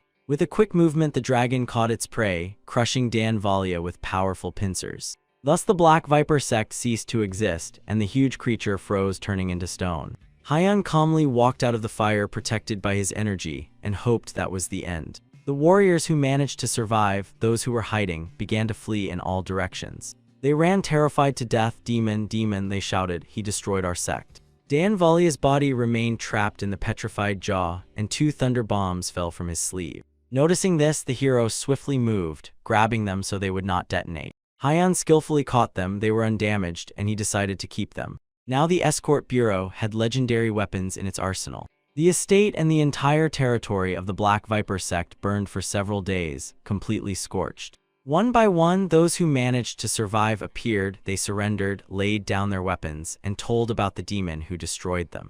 They called him the vengeful spirit with a sword, telling about the man who single-handedly wiped out the entire clan. Rumors quickly spread throughout Sichuan. Everyone discussed this news. Soon they reached the Tan clan as well, and an immediate meeting was held at the main headquarters. The main question was who and how managed to destroy one of the strongest clans in just one day. The head of the Tan clan, Chonsun, sternly looked at his subordinates. They had put so much effort into restraining the Black Viper and even obtained thunder bombs, but someone beat them to it. He was worried that this new power could become a new threat to them. Addressing the ruler, the scout reported that it was done by one person.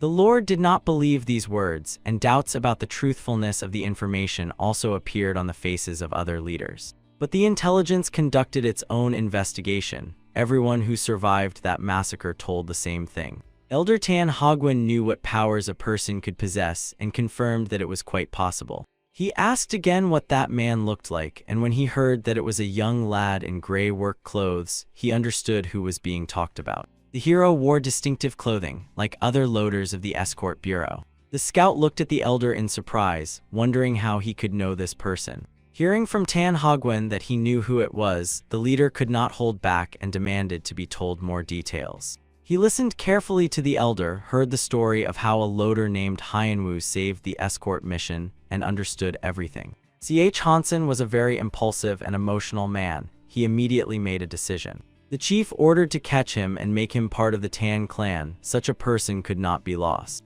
He already had a plan on how to encourage Hyunwoo, and decided to make the perfect pair by intriguing the elder. When the hero returned to the hotel after the fight, he was already being greeted. The yard was tidy as if nothing had happened. Everything was as before. People were going about their business. Seeing Hyun, the loader colleagues smiled and greeted him, happy about his presence. Mrs. Solyon had been on the terrace all this time. She was waiting for him and was worried. When she noticed him, she immediately brightened up and also waved her hand. The hero smiled. He was pleased to see his friends and how happy they were. Meanwhile, in the Blood Demon's chambers, the servant bowed low, bringing bad news to his master. He reported that the Black Viper clan, on which they relied, was completely destroyed. The demon sat wrapped in an all-consuming aura that seemed to drain life and asked how it happened. The warrior was well informed and explained in detail that it was all done by one person, a disciple of Jeongiji. Hearing that the entire clan, in which he had invested so much effort, lost the fight against just one warrior, the demon was filled with rage.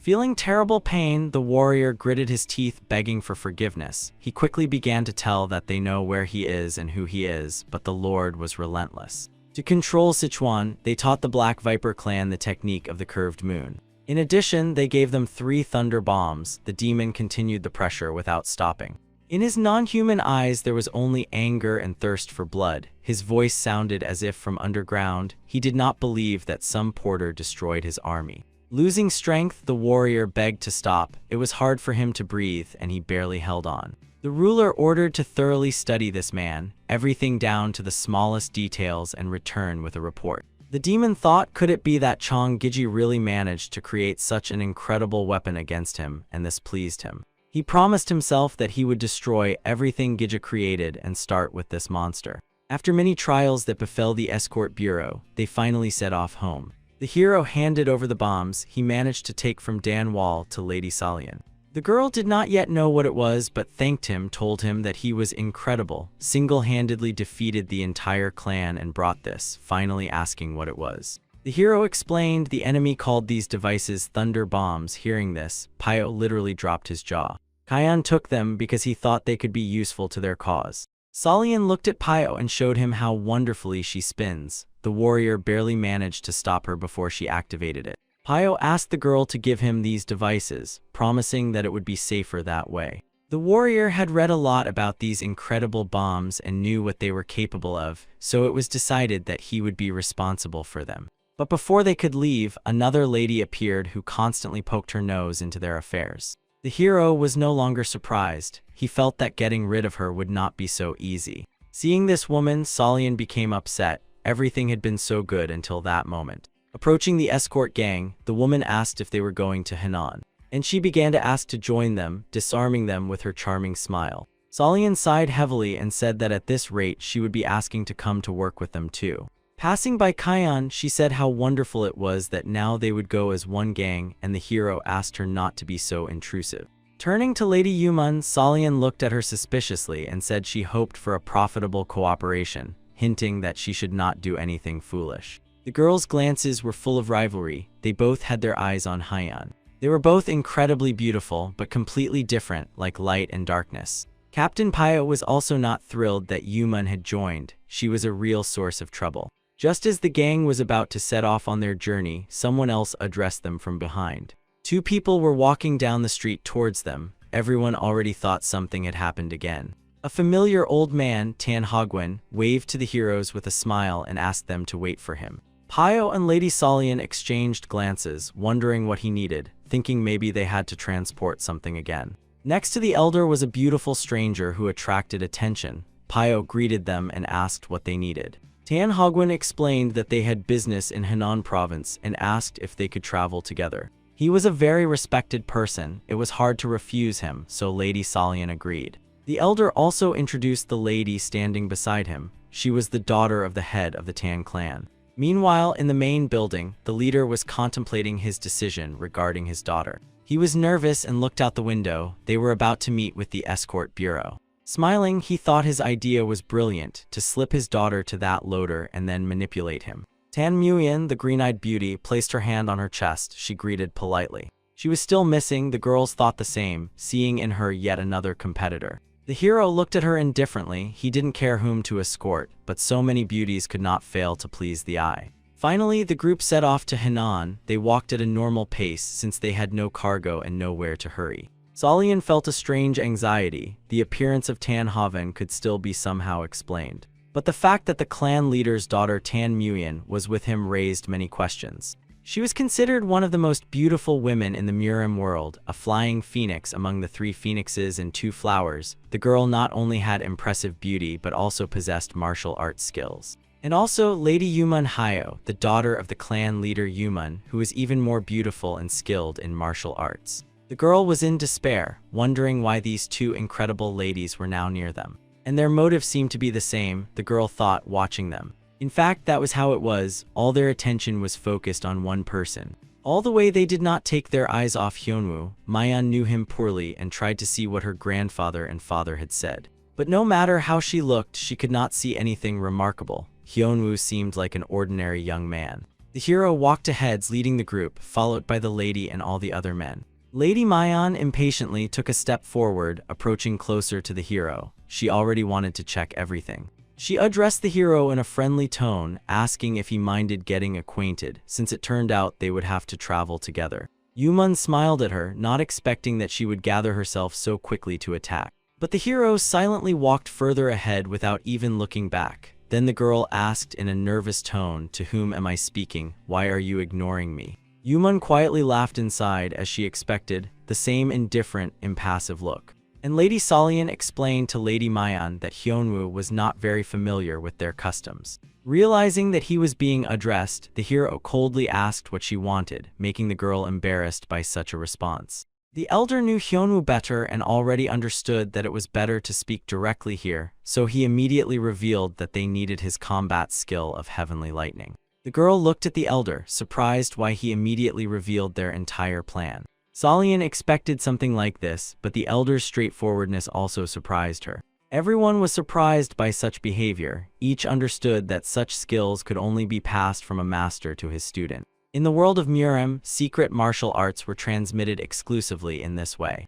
Tan Hogwen understood this like no one else and immediately decided to change the subject, asking Solian what she planned to do when she arrived in Henan. This slightly eased the tension, and the lady replied that she wanted to fully restore her father's escort bureau. The elder praised her noble intentions, adding that from now on, when they passed by Henan, they would always use their services. Solian looked at him excitedly. This offer was very valuable if it really would happen on a permanent basis. But Hogwen calmed her down, explaining that it would be beneficial for both sides. In return, the elder asked that 1 or 2 people from the Tan clan always be present on their missions until they obtained what he wanted. Namely, the Hyunwoo combat technique, the heavenly lightning that the Tan clan had dreamed of for many years. Yumun Hyo looked at the old man as if he had completely lost his mind. Were they planning to watch Hyen fight enemies and study him? But for Hyen, this was not a problem. The rules of the Murim world did not apply to him. The hero looked at everyone, smiled, and agreed, not even intending to consult with Solian. The girl was a little upset. She thought that agreeing to such terms should be the head of the agency. The lightning that the Tan clan is looking for actually differs slightly from the one Hyenwoo uses. The heavenly lightning that the Tan clan seeks is hundreds, thousands of projectiles falling from the sky like rain. But this technique exists only as a legend passed down within the clan. None of the disciples have yet managed to learn it. Seeing how Hyan uses his lightning, the elder gained hope that he could find the key to this technique. From Mayan, he wanted only that she closely watch Hyan. The secret lies in his skill. By evening, the group decided to stop for the night. Pyo chose a cozy place and gave orders to the loaders. Tan Haven's plan was quite simple. He suggested Hyan have a sparring match, and Mayan was to carefully analyze the hero's actions. Looking at the elder, the hero briefly replied that he would win. Why is this necessary? The elder knew he would lose and explained to the hero that by sparring he did not mean determining who is stronger. Approaching them, Pyo said, "Just don't kill anyone," and Hyan replied that he knows what sparring is. The warrior recalled how it went then, what he was only thinking about, trying to teach Hyan something. The loaders sat around, hoping to see an incredible spectacle. And Tan Hogwen chose a suitable place, hoping that the hero wouldn't hit him too hard. The charming Lady Yumun also watched with interest, although she already knew the outcome of the battle in advance. The elder commanded to start the fight, charging his darts with magic. And Hyan Wu confirmed the start, raising his sword to the sky and preparing a lightning strike. Meanwhile, Lady Mayan concentrated all her senses and analytical abilities. She needed to find the key to this technique. No sooner had she thought about it than lightning struck instantly. Nothing could outrun the speed of light. The roar of thunder passed over the trees, breaking the silence of the night forest. The hero hit the old man hard. Even his straw hat flew several meters away. The beauty of the element took one's breath away. Even those who had already seen Hyan's skills were not indifferent. The hero struck accurately near the elder so as not to cause great harm, but still, the shockwave threw him back and he fell to the ground. The beauty Mayan immediately ran to her uncle. The girl was worried about him. Shedding energy from the sword and hiding it, the hero said that he restrained himself and everything would be fine. With her eyes wide open, she looked at him, and this he calls restraining himself, the lady thought. The girl bent over the elder, who still could not come to his senses, watching Hyan's retreat. With the sunset, everyone sweetly fell asleep. The porters snored and snorted as if participating in some choir. The old man still did not come to his senses. Most likely, he would definitely be sleeping until morning. The green-eyed beauty looked at him sadly, thinking about what she should do now. She could not see anything during the fight, and another sparring like that the uncle would hardly endure. Mayan understood she had to find out the secret of Hyan's lightning at any cost. Looking at the warrior, she decided to approach him and try to negotiate while everyone was asleep. The girl opened her neckline wider, hoping that the warrior would not be able to resist. To protect her clan, she was ready for anything, and this skill was necessary for them to resist clans like the Black Viper Sect. But not only Hyun knew about her night visit, some still could not fall asleep.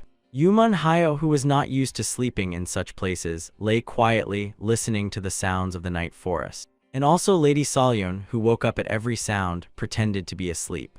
Peeking at Lady Mayan's night wanderings, Yumun wondered what this woman wanted now. The thoughts of these two beauties coincided, and Solyon also watched closely, trying not to give herself away. The green-eyed one, like a cat, approached Hyun from behind and addressed him. Hiding her eyes and blushing, she began to ask the hero to teach her the art of heavenly lightning, and if he agreed, she, the girl, did not manage to finish speaking.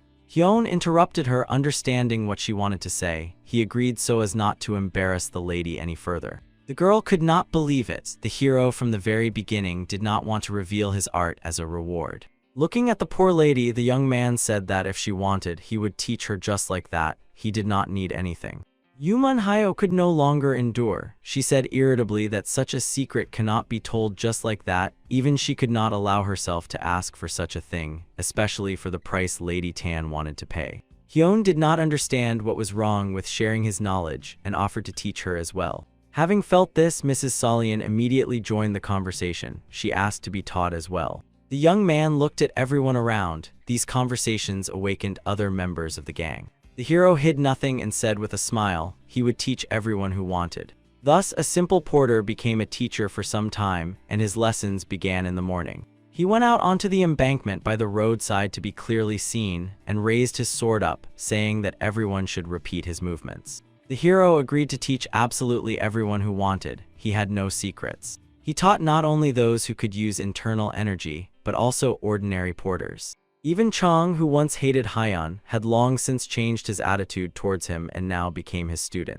"Watch carefully," Hyun said, and slowly raised the weapon to the sky. The blade of his sword began to be enveloped by the energy of the air. Then he quickly directed the sword downwards, and lightning struck that spot. The young man looked at his students and said, "Now you try, nothing more to show." "And is that all?" Mrs. Mayan asked again. No one expected such a thing. He just swung the sword from top to bottom. The only one who understood that the secret lay in this simple movement was Tan Hogwen. Seeing that they were standing, waiting for something else, Hyun frowned and shouted, "Strike." The entire group immediately swung their swords from top to bottom. They whistled nicely, cutting through the air, but there was no lightning. They tried again, and Hyun demonstrated this simple movement, taking his task completely seriously. "Wrong," he said every time, and everything started over again.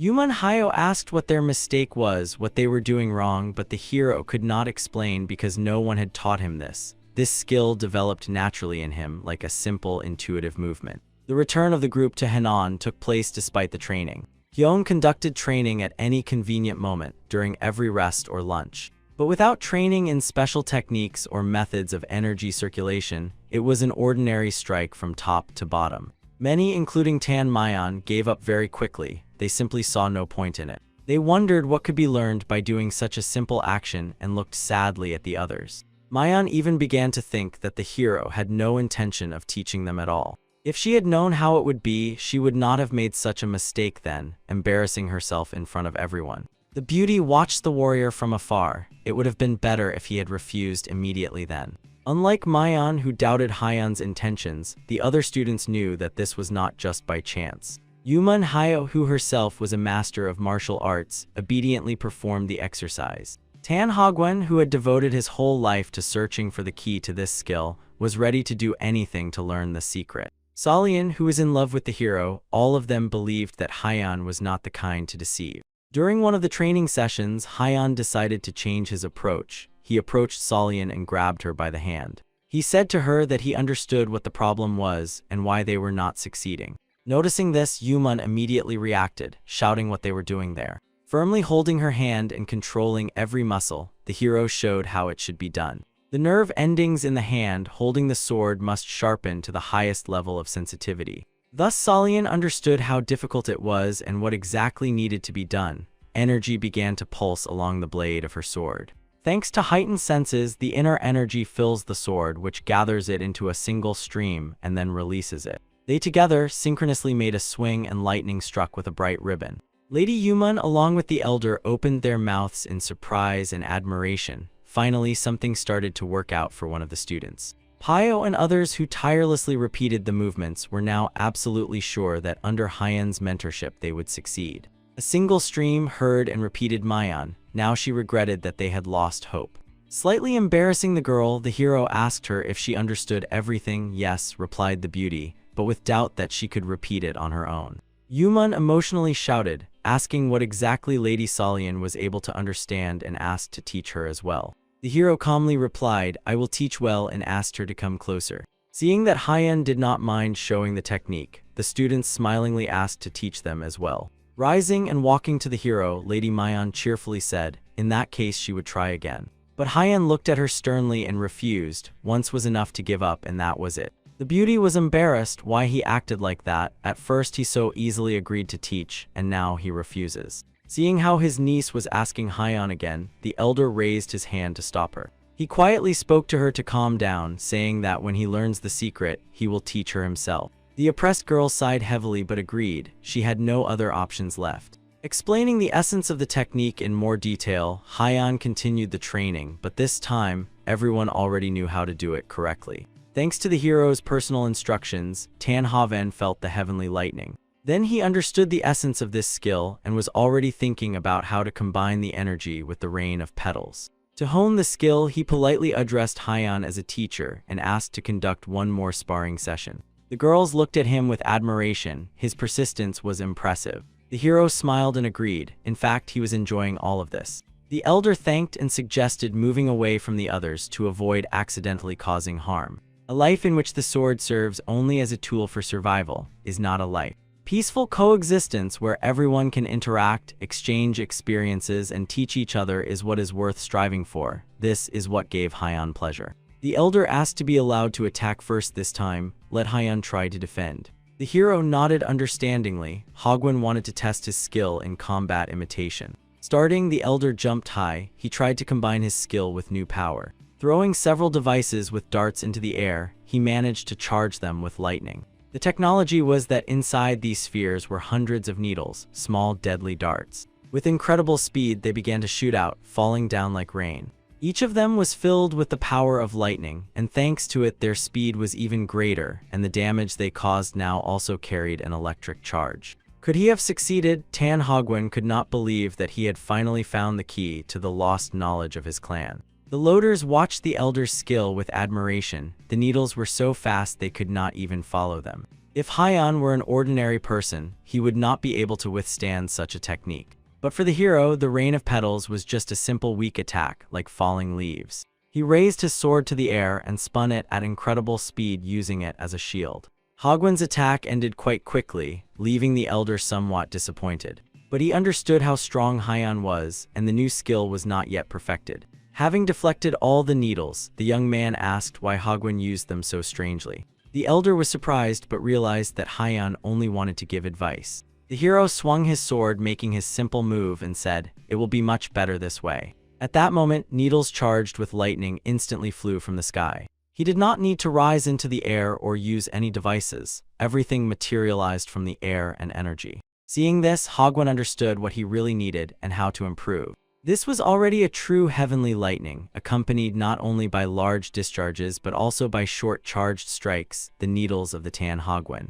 At that very moment, the elder's ancient dream of the Tan clan's heavenly lightning finally came true. When everything stopped, the mist and steam from the boiling moisture particles in the air dispersed. Havnan sat and could not recover from what he had seen. "How did you do that?" he exclaimed. "Please explain," the elder begged. Could it really have been the very same heavenly lightning that Uncle had been searching for all these years? It had just slipped from the hands of this young master, thought Mayan. She looked at the hero, marveling at his skills. Who was he? The girl now wanted to know more. 3 days and 3 nights everyone trained enthusiastically, and only after that continued their journey home. Having reached the hill, they could not wait to see their native city again. An extraordinary view of the entire city opened before them, and it took their breath away. "Finally home," said Lady Salian, but in her heart, the pain of loss lingered. Returning to the escort bureau headquarters, what they saw brought them not a drop of joy. Looking around, Payot said sadly, "Not a single house remained. Now we will have to start everything from scratch." Turning to Lady Salian, he asked if she perhaps wanted to visit their ancestral home.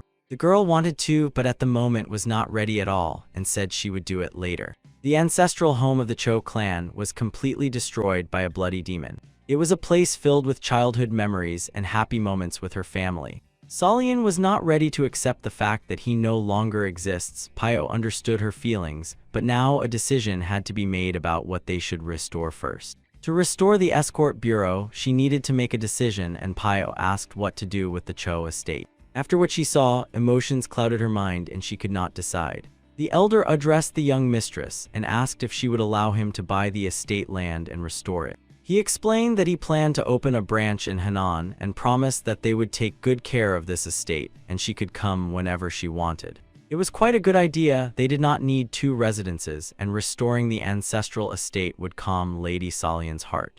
The elder understood that his heavenly lightning technique was still far from perfect, and this was a good opportunity to stay in the city near Haiyan. Yuman Hayo also decided to help and stay. She wanted to learn all the techniques that Haiyan could share with her. In return, her clan would provide materials for construction. The hero looked at the beauty thinking, could it be that she sincerely wants to help? The girl smiled. This was her chance to prove that the rumors about the Yuman clan owning a third of the world's wealth were not an exaggeration. The hero looked at her and thought, it turns out she will not leave until the agency is rebuilt and he teaches her the techniques, and the girl cheerfully confirmed, saying that the Yuman clan never makes unprofitable deals. Clapping his hands, Chong drew attention to himself, asking, well, can we start work? The man surprised Pio and the lady. She told him that they had already worked well enough and could take their pay and leave. They could return when the bureau was restored. The man spoke on behalf of all the loaders and explained that for them the bureau was as valuable as it was for her, so they decided to stay and help. He added, moreover, they simply had nowhere else to go, which surprised and made the leaders think. Lady Salio was very grateful for this and smiled. Welcome to the team, said the beauty. Thus, the will and desire of the people united to achieve a common goal. The loaders began to clear the debris, carry out the burnt beams, and prepare the site for construction. Yonwoo gladly joined, again surprising everyone with his strength. This is how the completely destroyed Henan Escort Security Bureau was reborn from the ashes. With his strength and boundless potential, the hero inspired everyone and instilled hope in their hearts. Meanwhile, the demon army reached its next target, burning another clan that stood in their way. The mighty warrior, the Bloody Shadow as the Lord called him, stood with a sword over the leader of the HWA clan. His killers, the same ones who once wiped out the Cho clan, were now destroying others. The ancestral estate of the HWA clan was burning. All were killed except the last one, the leader of the clan. The man asked why all this happened. They had long abandoned the use of thunder bombs and posed no threat.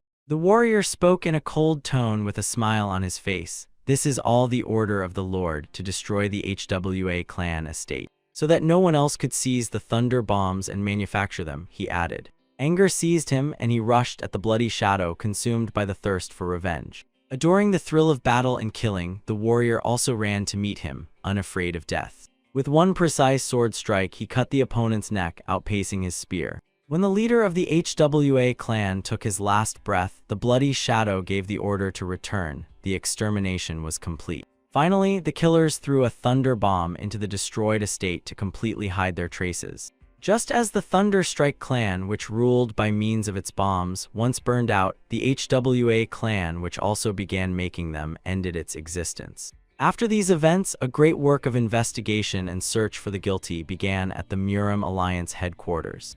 Dokgo Un received news from intelligence stating that it is still unknown who destroyed the Cho clan, and that the HWA clan, which began manufacturing thunder bombs, was also destroyed. Advisors were confident that thieves could seize the thunder bombs, and now it was necessary to take measures. Terrible rumors began to spread throughout the world of Murim. Intelligence reports were inaccurate. The Alliance was overwhelmed with attempts to find out the truth and who was behind these events. The leader understood that if these thieves started using the bombs, it would be a disaster for all of Murim. But who they were, what their goal was, and why they were causing such chaos was unknown. Meanwhile, the villain laughed. His warriors diligently carried out orders, destroying everything he pointed at with his finger. He praised the flawless work of the Bloody Shadow. They handled the HWA clan perfectly. The servant, kneeling on one knee, thanked the Lord for his mercy and was ready to carry out the next order. He asked what the Lord had decided regarding that loader from the Henan Security Bureau.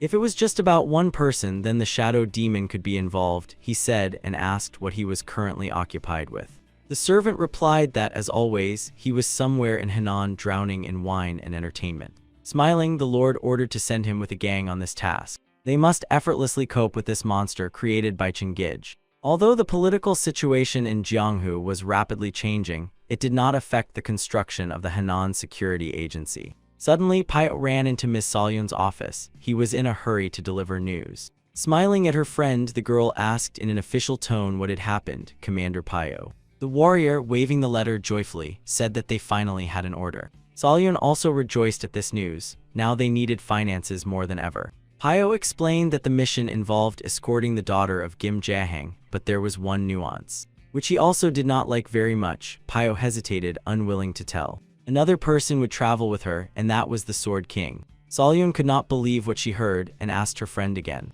Hyun, who silently stood and listened to this dialogue, was also interested in who this person bearing such a title was. Thus began the second escort mission for the hero, and he was already awaiting new adventures. Reading the details and conditions of the order, Pio explained the essence of the mission and why the Sword King was there at all. Kim Jae-hang is a famous merchant and martial arts master in Henan province. Their task is to escort his daughter to Jiangsu province, to Suzhou. It was clear, and Solyun asked if Pio had found out why they were making this order. They stood facing each other, hands pressed on the table, discussing all the details. Pio explained that recently Kim Jae-hang contacted the merchants' organization from the Golden League. After that, the League of the Godless began to pressure him. Their target was the money of the Golden League. Kim Jae-hang planned to use his daughter as bait, Pio said. Two trade leagues are preparing for war. The route the daughter will take leads to Suzhou, where the main forces of the Golden Trade League are located, and the enemies from the Godless will definitely attack her. Solyun was surprised how a father could risk his daughter like that. She would be in danger. Yes, Pio confirmed. That's why they invited the Sword King, Kim Yuhua, the fiancé of the future leader of the Golden League. While she plays the role of bait, they hired one of the 10 best martial arts masters for her protection. The Sword King is known for his strength and technique. He has not lost a single fight. They are confident that under his protection no one will be able to harm her. Having explained all the details to Mrs. Solyun, Pio looked at her and asked whether to accept this order. The girl glanced at Hyun and asked his opinion, and Pio added that it might be difficult.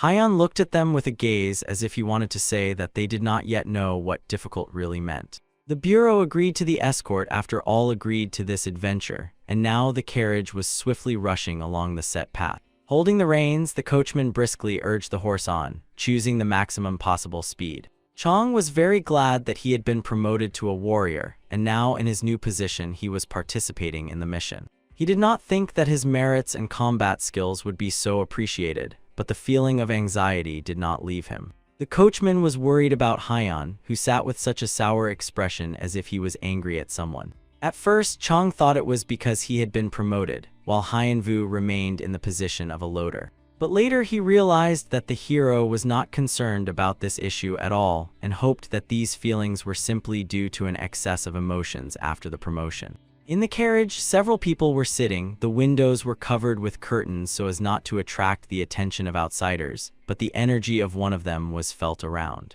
The Sword King sat with his arms crossed on his chest, eyes closed, scanning everything around for threats. His full name was Yam Ch Halgun, and he earned the nickname Sword King thanks to his skill. The young lady Him Yukwa, sitting opposite, was intently watching the legendary warrior. She had never met him before, but had heard that he first became famous 60 years ago, so he was at least 80. But no matter how she looked at him, he appeared no older than 40. She wondered how he managed to preserve his youth. As if reading her thoughts and sensing her anxiety, the warrior spoke in a soothing tone, "Don't worry, I will definitely protect you." Looking at the escort warriors sitting at the front of the carriage, Ch Halgun pondered. Among them there was only one with a strong aura. Were they not at all concerned about their lives? The hero sat on a hard bench next to Chong. He was uncomfortable and couldn't bear it. He decided to climb onto the roof of the carriage and nimbly jumped up. Calculating the trajectory of movement, he skillfully landed like a bird. Chong called out to him, asking how he was up there, and the hero replied that it was much better this way.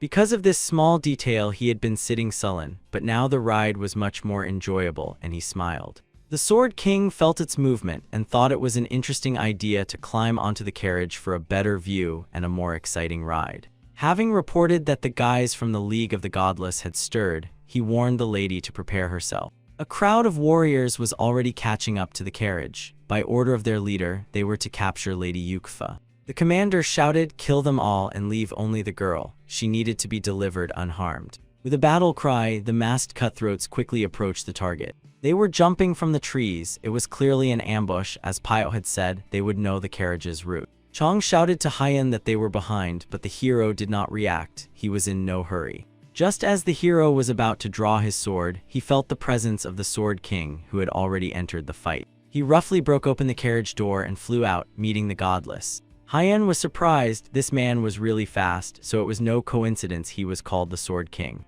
Leaving Lady Yukfa, the warrior said at last, "Don't worry, everything will be fine." His whole body was soaked with power. Pushing off the stairs, he easily soared into the air. Seeing the man shining with energy, the enemies changed their tactics. It is unknown who he was, and they decided to surround him. The leader of the gang gave a new order, everyone to focus on this man, then to the carriage. Drawing his huge sword, he said, "So much noise from you," and began his sword dance. The swordsman was truly a master of the sword. The speed and trajectory of his strikes did not obey the laws of physics. He was ahead of everyone, as if he had long calculated all possible attacks. The strikes were so fast, it was impossible to understand whom he was attacking at that moment. And the force with which he struck was not inferior to Hyen's lightning. Each of his blows was deadly. In less than 5 seconds he finished and landed on the roof of the carriage. His sword was saturated with internal energy that seeped and enveloped the blade all the way to the handle. He stood on the roof holding the weapon in his hand, and the enemies continued to die as if the sword worked by itself, using the master's internal resources.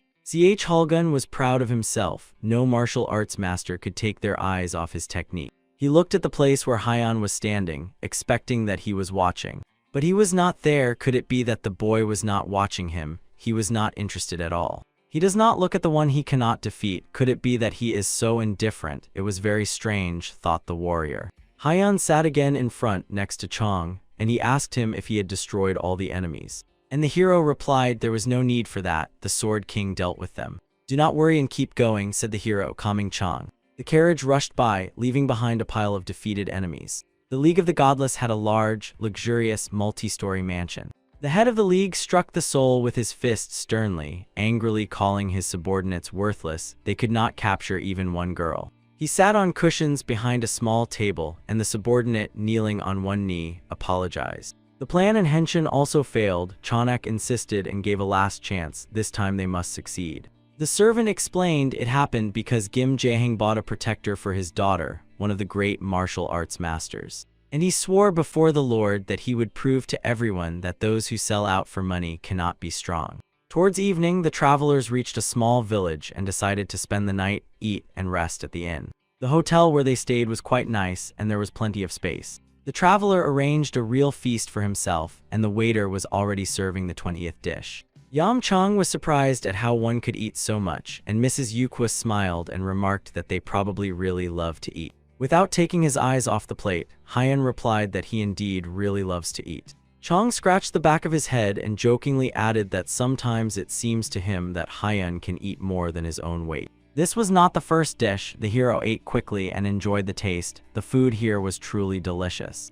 Everyone watched how the hero ate. It was quite unusual. It was clear how he savored every bite, but the boy did not stop for a moment. Until Hyen finished eating everything, Chong also decided to eat and took one of the dishes. As soon as he brought the food to his mouth, it suddenly disappeared the moment he closed his eyes for a second. "How is that possible? It was just in my hands," thought Chong, surprised. "You have to eat food while it's warm, not just look at it," said Hyen, as he snatched the plate right from under his colleague's nose. Ms. Yukfa was also surprised by this young man. He managed to eat everything, and they hadn't even started yet. From the very beginning of the escort mission, she was only now able to look at him more closely.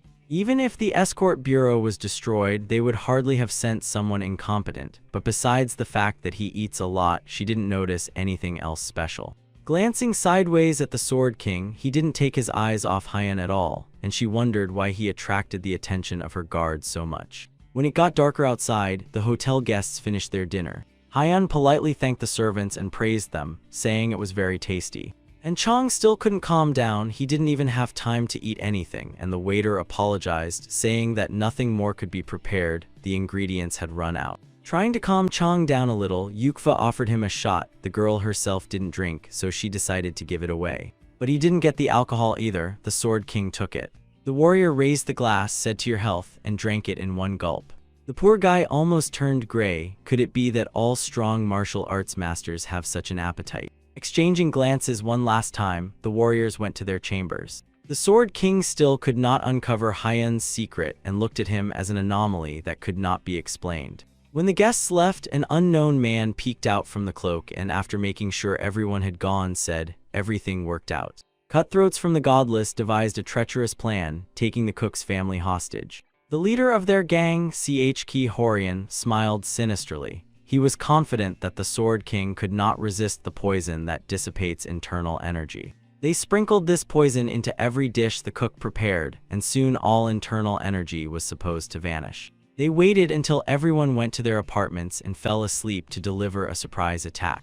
Haiyan and Chang had a separate room. When they were already preparing to sleep, Chang said that he probably could not fall asleep hungry, and all because he took his food. Looking at the warrior, the hero said that he was not allowed to eat that food. Chang did not understand why and was so offended that he did not ask for details. Turning to his side, he thought, could it be because he does nothing in battle? This is unfair. After Chang fell asleep, the hero closed his eyes and concentrated. He felt the poison now in his blood and from the very beginning in the food. In the cave, he had to eat many things, and he knew how to cleanse his body. The hero's body was enveloped in energy, and he expelled all the poison that was supposed to dissipate his power. At that very moment, the alliance of godless ones began to act. They prepared an attack both from inside the hotel and from outside. The assassins stealthily approached the sleeping beauty. She slept like an angel, and her beautiful face was illuminated by the bright moon. The assassins began whispering among themselves. They felt sorry that she could not be touched. She was very valuable. But one of them really desired her, and he thought, if no traces are left, everything will be fine. At that very moment, the strike of Khalgun's sword hit him right on the head. The warrior split the scoundrel's skull like a ripe watermelon, splattering blood in different directions. "So this is who ruined the taste of alcohol with his poison," the warrior said. Seeing that nothing came of the poison, the enemies realized they could not win and began to retreat. But it was already too late to retreat. The king's sword finished them off faster than they realized they needed to flee. Khalgun, just like Hoyin, expelled the poison from his body, but he did not rush to help the others. He dealt with the enemies so quickly and quietly that the young lady did not even wake up. The king thought, she is so young, it's good that she did not see that scoundrel. Lowering his weapon and guarding the girl's sleep, he wondered if the people from the escort bureau would be able to protect themselves. In Haiyan's room, the enemies also faced a surprise. The hero incinerated them all in an instant without even straining. The night passed relatively quietly, despite one attack, and in the morning the gang was already supposed to set off. Waking up, Chang yawned sweetly, saying how well he had slept. Looking around, he saw corpses on the floor, and the thought of an attack immediately flashed through his mind. The hero stood in the middle of the room, and at his feet lay the fallen godless. He spoke to Chang, saying that he also slept well, and if he was already awake, he should clean up here. How could one have slept well if we were attacked? Is he joking? Thought Chang, and agreed to the cleaning. The sun was already shining high, and the gang needed to move on. After cleaning the corpses, Haiyan and his companion waited near Lady Yuwa's chambers. The Sword King and the girl came out after a minute. The warrior was glad that everyone was fine.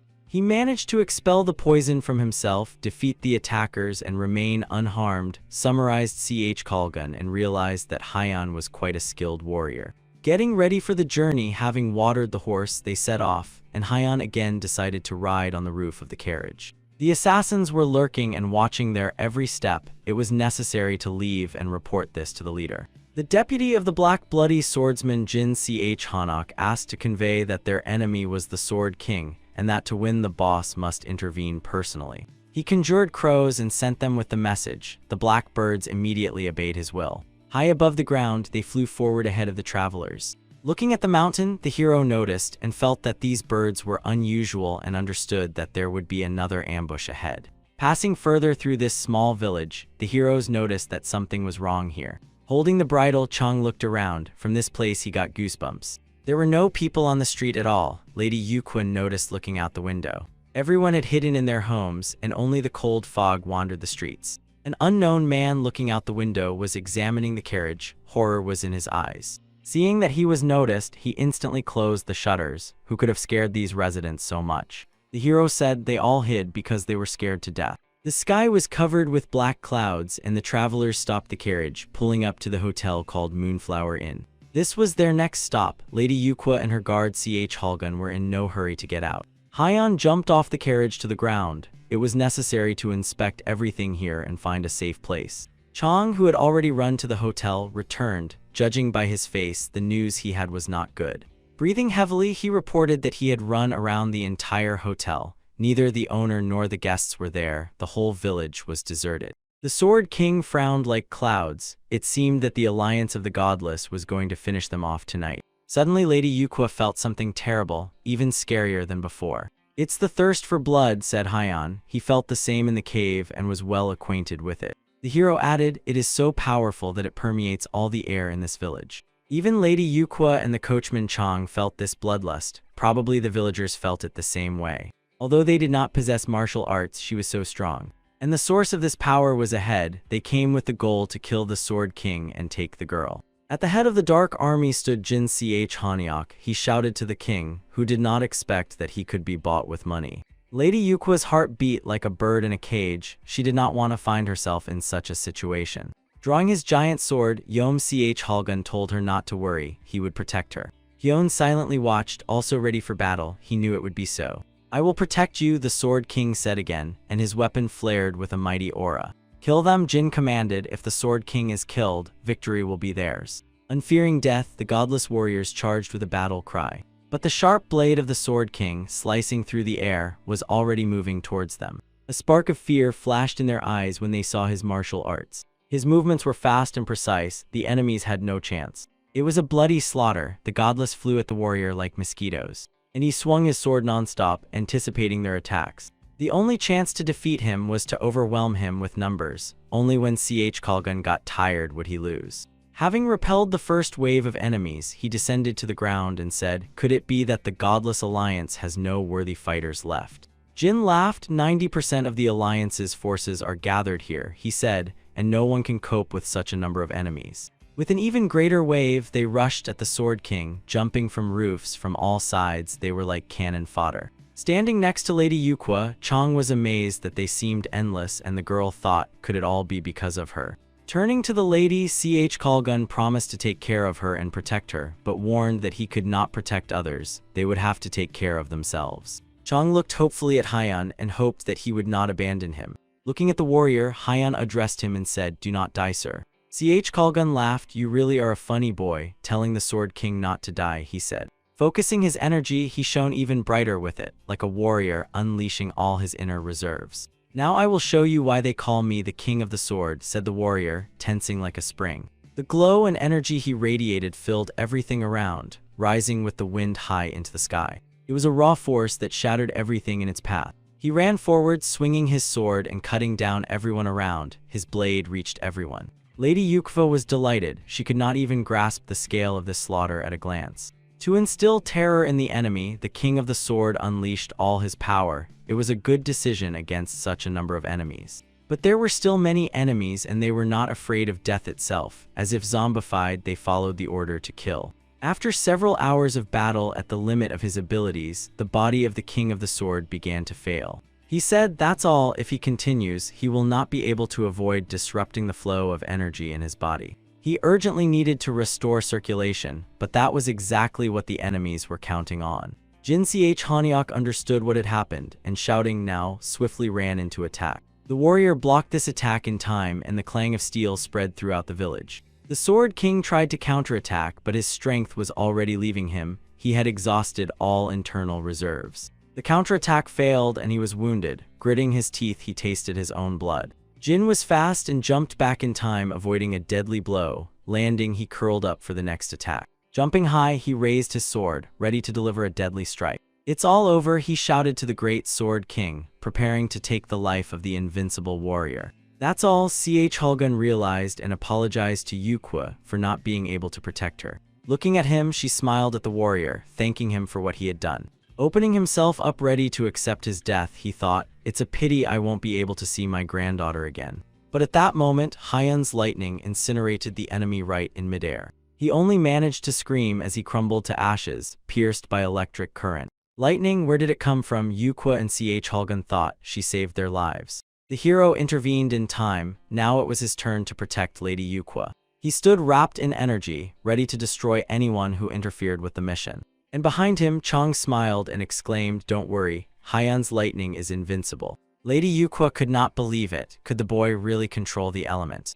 Hyan looked at her and said, "This is called heavenly lightning." This really scared the enemies. The deputy head turned to ashes in an instant.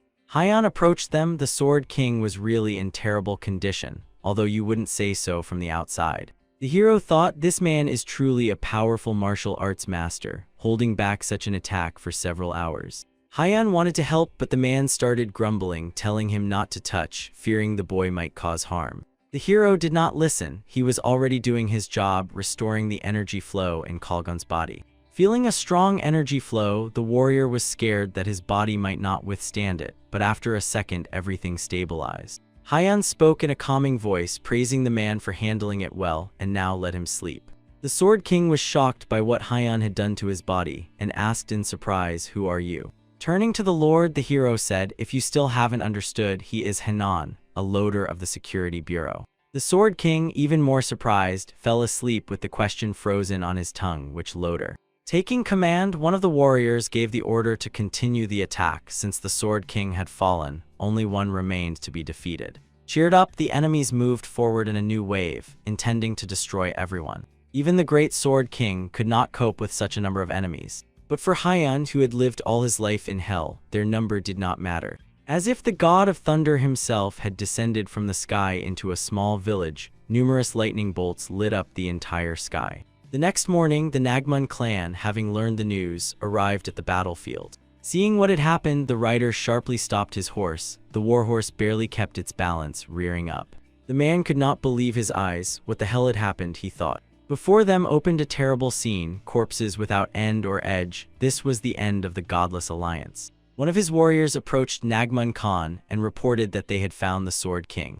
Now everything was clear to Khan. First, he decided to visit the Sword King and gave the order to deal with the bodies. Ch Kalgun was sitting in a meditative pose and restoring his energy. He was surrounded by a glow. Clumps of energy flew around him while he was in his thoughts. Opening his eyes, he saw those who entered his room. So many unfamiliar faces in such a short time, he grumbled.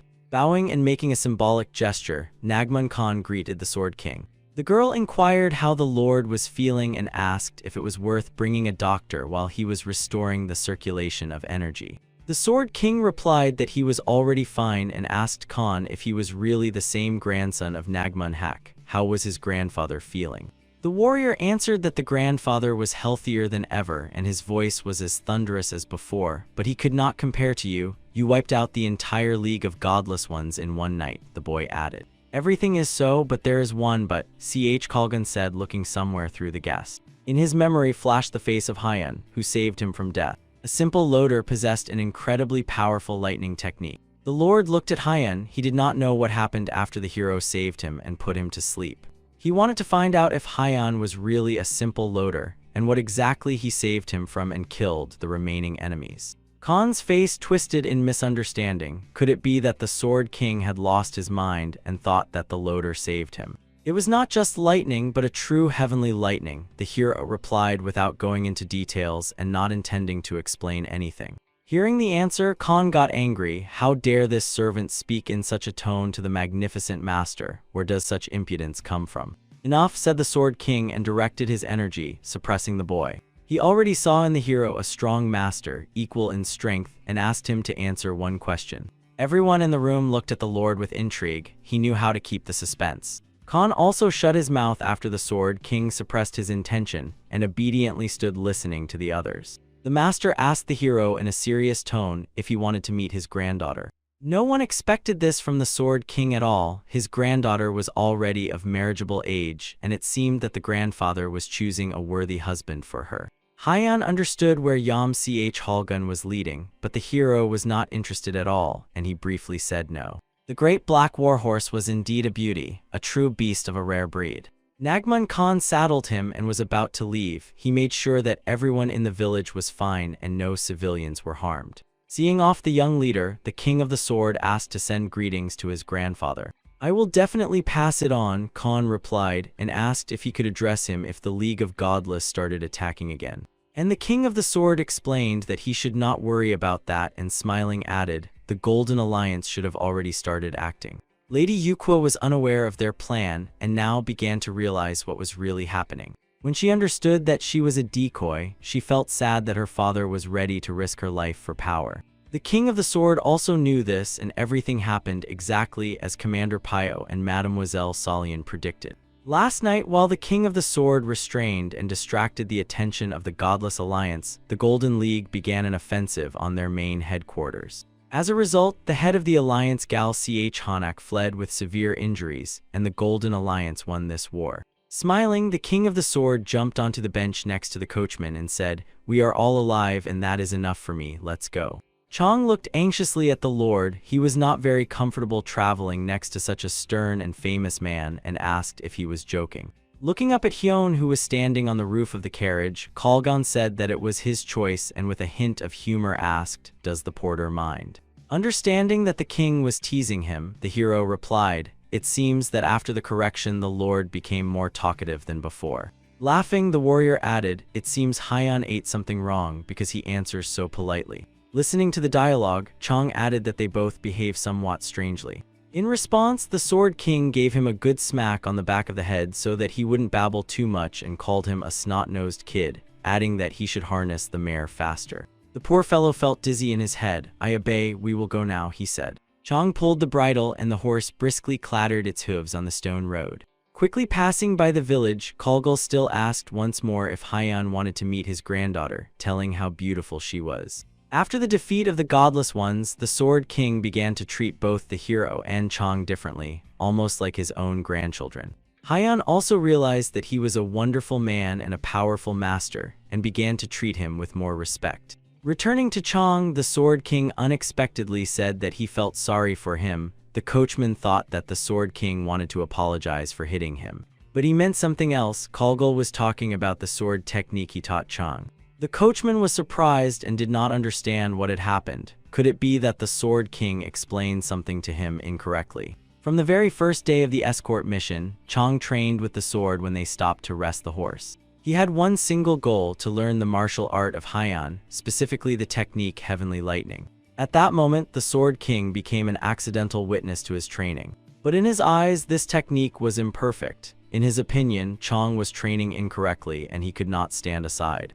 As a result, Chang began to study the Sword King's technique, and Hyun stopped sparing him during sword training. Only now did Yam Ch Hulgum realize that what seemed superfluous was actually the correct path to the Heavenly Lightning technique. The essence was to cut through the gaps between energy streams, and at the moment of their collision, lightning would appear. The Sword King lived a long life and believed he already knew everything. He would never have thought he would see a new path. Looking at the mountain, he thanked Hyun, jokingly calling him a scoundrel. The hero silently waved his hand, admiring the beautiful view from the roof of the carriage. What to do with this now? Looking at Chang, the warrior asked, "Is it really too late to fix everything?" The hero also did not know how to retrain the student now, so he said nothing. He believed that Chang was to blame for straying from his path. Chang did not understand what they meant. Yesterday, he even managed to defend himself using the technique the Sword King had taught him. The master explained, "This is the problem. The Heavenly Lightning will appear only through mastering the Hyun technique, and it is fundamentally different. If you start using another technique, the mind will choose more effective methods and will reject the Hyun technique." He continued his thought, and Chang realized that now the path to the Heavenly Lightning was closed for him. The warrior began to complain that he endured exhausting training and dreamed of releasing the Heavenly Lightning, but now he would never succeed. Suddenly, his thoughts were distracted by some strange noise. It was unlike anything, and the man asked what it was. In a moment, a bright flash passed by their carriage, blinding everyone with a violet glow. Grabbing the reins tightly, he barely held the frightened horse. A little more, and it would have overturned the carriage into the roadside. Something powerful passed by the carriage, overtaking and blocking the way. Only Hyun saw the demon in the continuous flow of this evil energy. The monster smiled with a wide, insane grin, seeing its new victims. A moment before this, the hero felt its presence but did not raise the alarm. There was no point in that. From afar, he noticed the demon walking behind the carriage, watching like a predator its prey. Standing in the traveler's way, it did not hide its power, as if boasting about it. "What luck!" the demon croaked with his poisonous voice. He was following the escort bureau, and he also met the Sword King. Looking at the stranger, the Sword King asked who he was at all. The stranger looked neither like the robbers of the Green Forest nor like the people of the Union of the Godless. The bizarre demon loudly asked who among them was Dan Hyunwoo. adding that he would finish him off first and then all the others. After his words, reinforcements arrived. It turned out that the shadow demon with his gang had tracked down Hyun. Looking at the enemies, the hero realized that they had come for his soul, but who could have sent such a monster? Meanwhile, in his lair, the bloody demon already wanted to learn the result of the shadow demon's actions, whom he had sent to deal with Hyun. Bowing his head before the Lord, the servant reported the latest news. The shadow led his gang, and most likely they had already clashed with the escort bureau. But if the intelligence report is to be believed, this porter is moving together with the Sword King, the servant said. The Lord's mood noticeably changed. A worthy fight could be expected from this warrior. Hearing the doubts, the warrior added that there was no need to worry about him. The shadow demon had recently reached the 9th level of mastery of the art of the bloody sword. Hearing this news, the Lord immediately cheered up. He began to take pride. The 9th level is a talent born once in 1,000 years. The Lord eagerly awaited the result. Neither this amateur porter nor the Sword King would now be able to resist the shadow demon. Having looked at Hyun, Holgun asked with a smile, "Why are you standing?" He seemed to say that he has business with you. Seeing that he was being ignored, the shadow demon went wild and shouted that he is a disciple of the main blood demon and emphasized that he is addressing Dan Hyunwoo. He shouted loudly, "Answer," and swung his sword, releasing a burst of energy at them, a magical air blade. Noticing that the attack was aimed directly at the carriage, Lady Yuwa became frightened. The Sword King shouted that the demon is aiming at the carriage and prepared to repel the attack. Two forces collided. Energy enveloped the entire carriage like an impenetrable shield and blocked the strike. At that moment, the girl bowed her head, preparing, expecting the carriage to be blown to pieces. The shadow demon smiled. He expected the Sword King to easily block his air blade. But unexpectedly for everyone, Holgun said, "I did nothing." "What then? Who? What do you mean?" The demon was surprised, thinking they were trying to make a fool of him.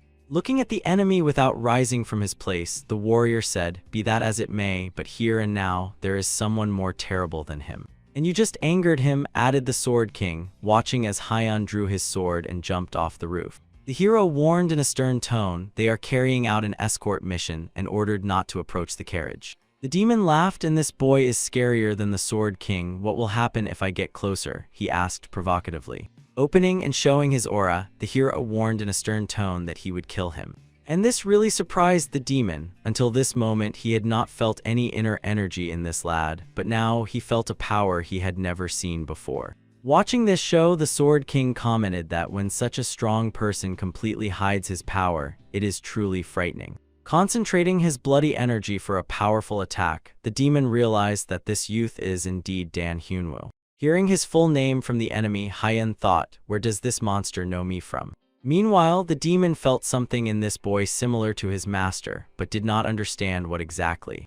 The enemy rushed into attack using the bloody demon sword technique and shouted that he would make sure this boy dies the most brutal death. His retinue, who came with their commander, was surprised why he immediately started using his strongest skills. The enemy used one of the skills his master taught him, the bloody flame technique. Like a crimson flower with 1,000 petals, it approached the hero, scorching everything around with hellish fire. Seeing this hell, the king of the sword began to fear. Even he, gathering all his strength, could hardly withstand such a blow. Waving the sword, Hyun wrapped himself in several layers of energy, which completely neutralized the attack. The opponents looked each other in the eyes before the next attack. Without waiting for the enemy to come up with something new, the hero swiftly ran at him, preparing to deliver a deadly blow. The demon did not even expect that this boy could withstand his attack, and he even managed to instantly switch from defense to offense. Preparing his defense and counterattack, the shadow demon created phantom swords to confuse the enemy.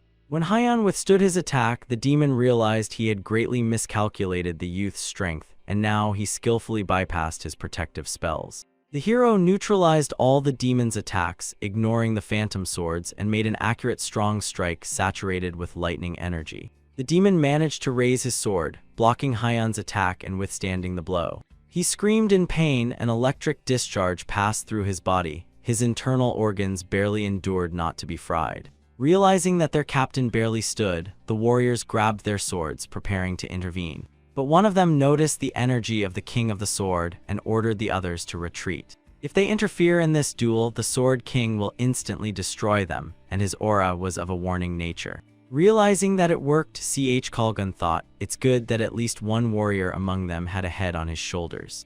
The demon's sword with which he blocked the attack absorbed most of the energy and shattered into pieces, saving its owner's life. The hero immediately made the next strike, which was supposed to finish off the enemy. But he didn't manage. With tremendous effort, the demon managed to slip right out from under the hero's blow. The demon fled. The hero felt him behind his back when he was behind him. His martial art was revealed and the sword was broken. There was no chance of victory, and he gave the order to the Wadazai to retreat. The shadow warriors came out of the shadows and went back in. Their pride was humiliated, but they remained alive and would await a rematch. Dissolving into the air, the demon promised Dan Hyunwoo that they would meet again. And the hero silently watched him go, thinking that next time he would no longer be able to escape.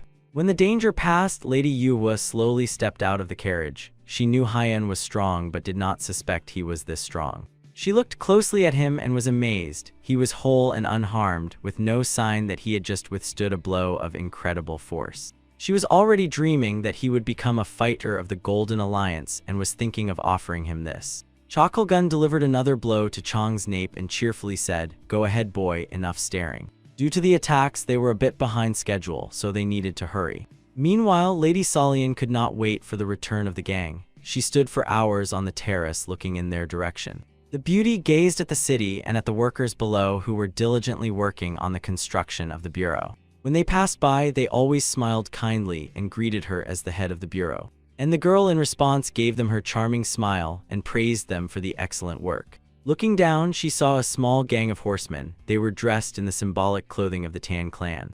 Seeing that the lady was looking at them with interest, Pio explained, "These are masters from the Tan clan. They arrived to support the construction of the branch in Henan." Pio also said that after the last escort mission, many rumors spread about the beauty of Lady Yumun Hyo. Many come here because of this and ask about her. Hearing this, the girl turned pale. Just the word about Lady Yumun stirred a storm of emotions in her. She envied her beauty. The young, beautiful, and talented lady was incredible in everything, and Solian also thought that she sympathized with Hyan. Seeing that the girl was sad, Pio decided to cheer her up and informed her about the victory over the alliance of godless ones. Rumors about this have been circulating for a long time, and most likely our band should have already reached Lake Hunj. Lake Hunj was famous for its blueness and depth. Travelers rented a small boat to cross it directly. The sailing ship quickly moved, cutting through the blue water. The splashes magically glittered in the rays of the sun. And Lady Solian on her terrace dreamed and imagined Hyan, how he stood on the deck and wanted to be next to him.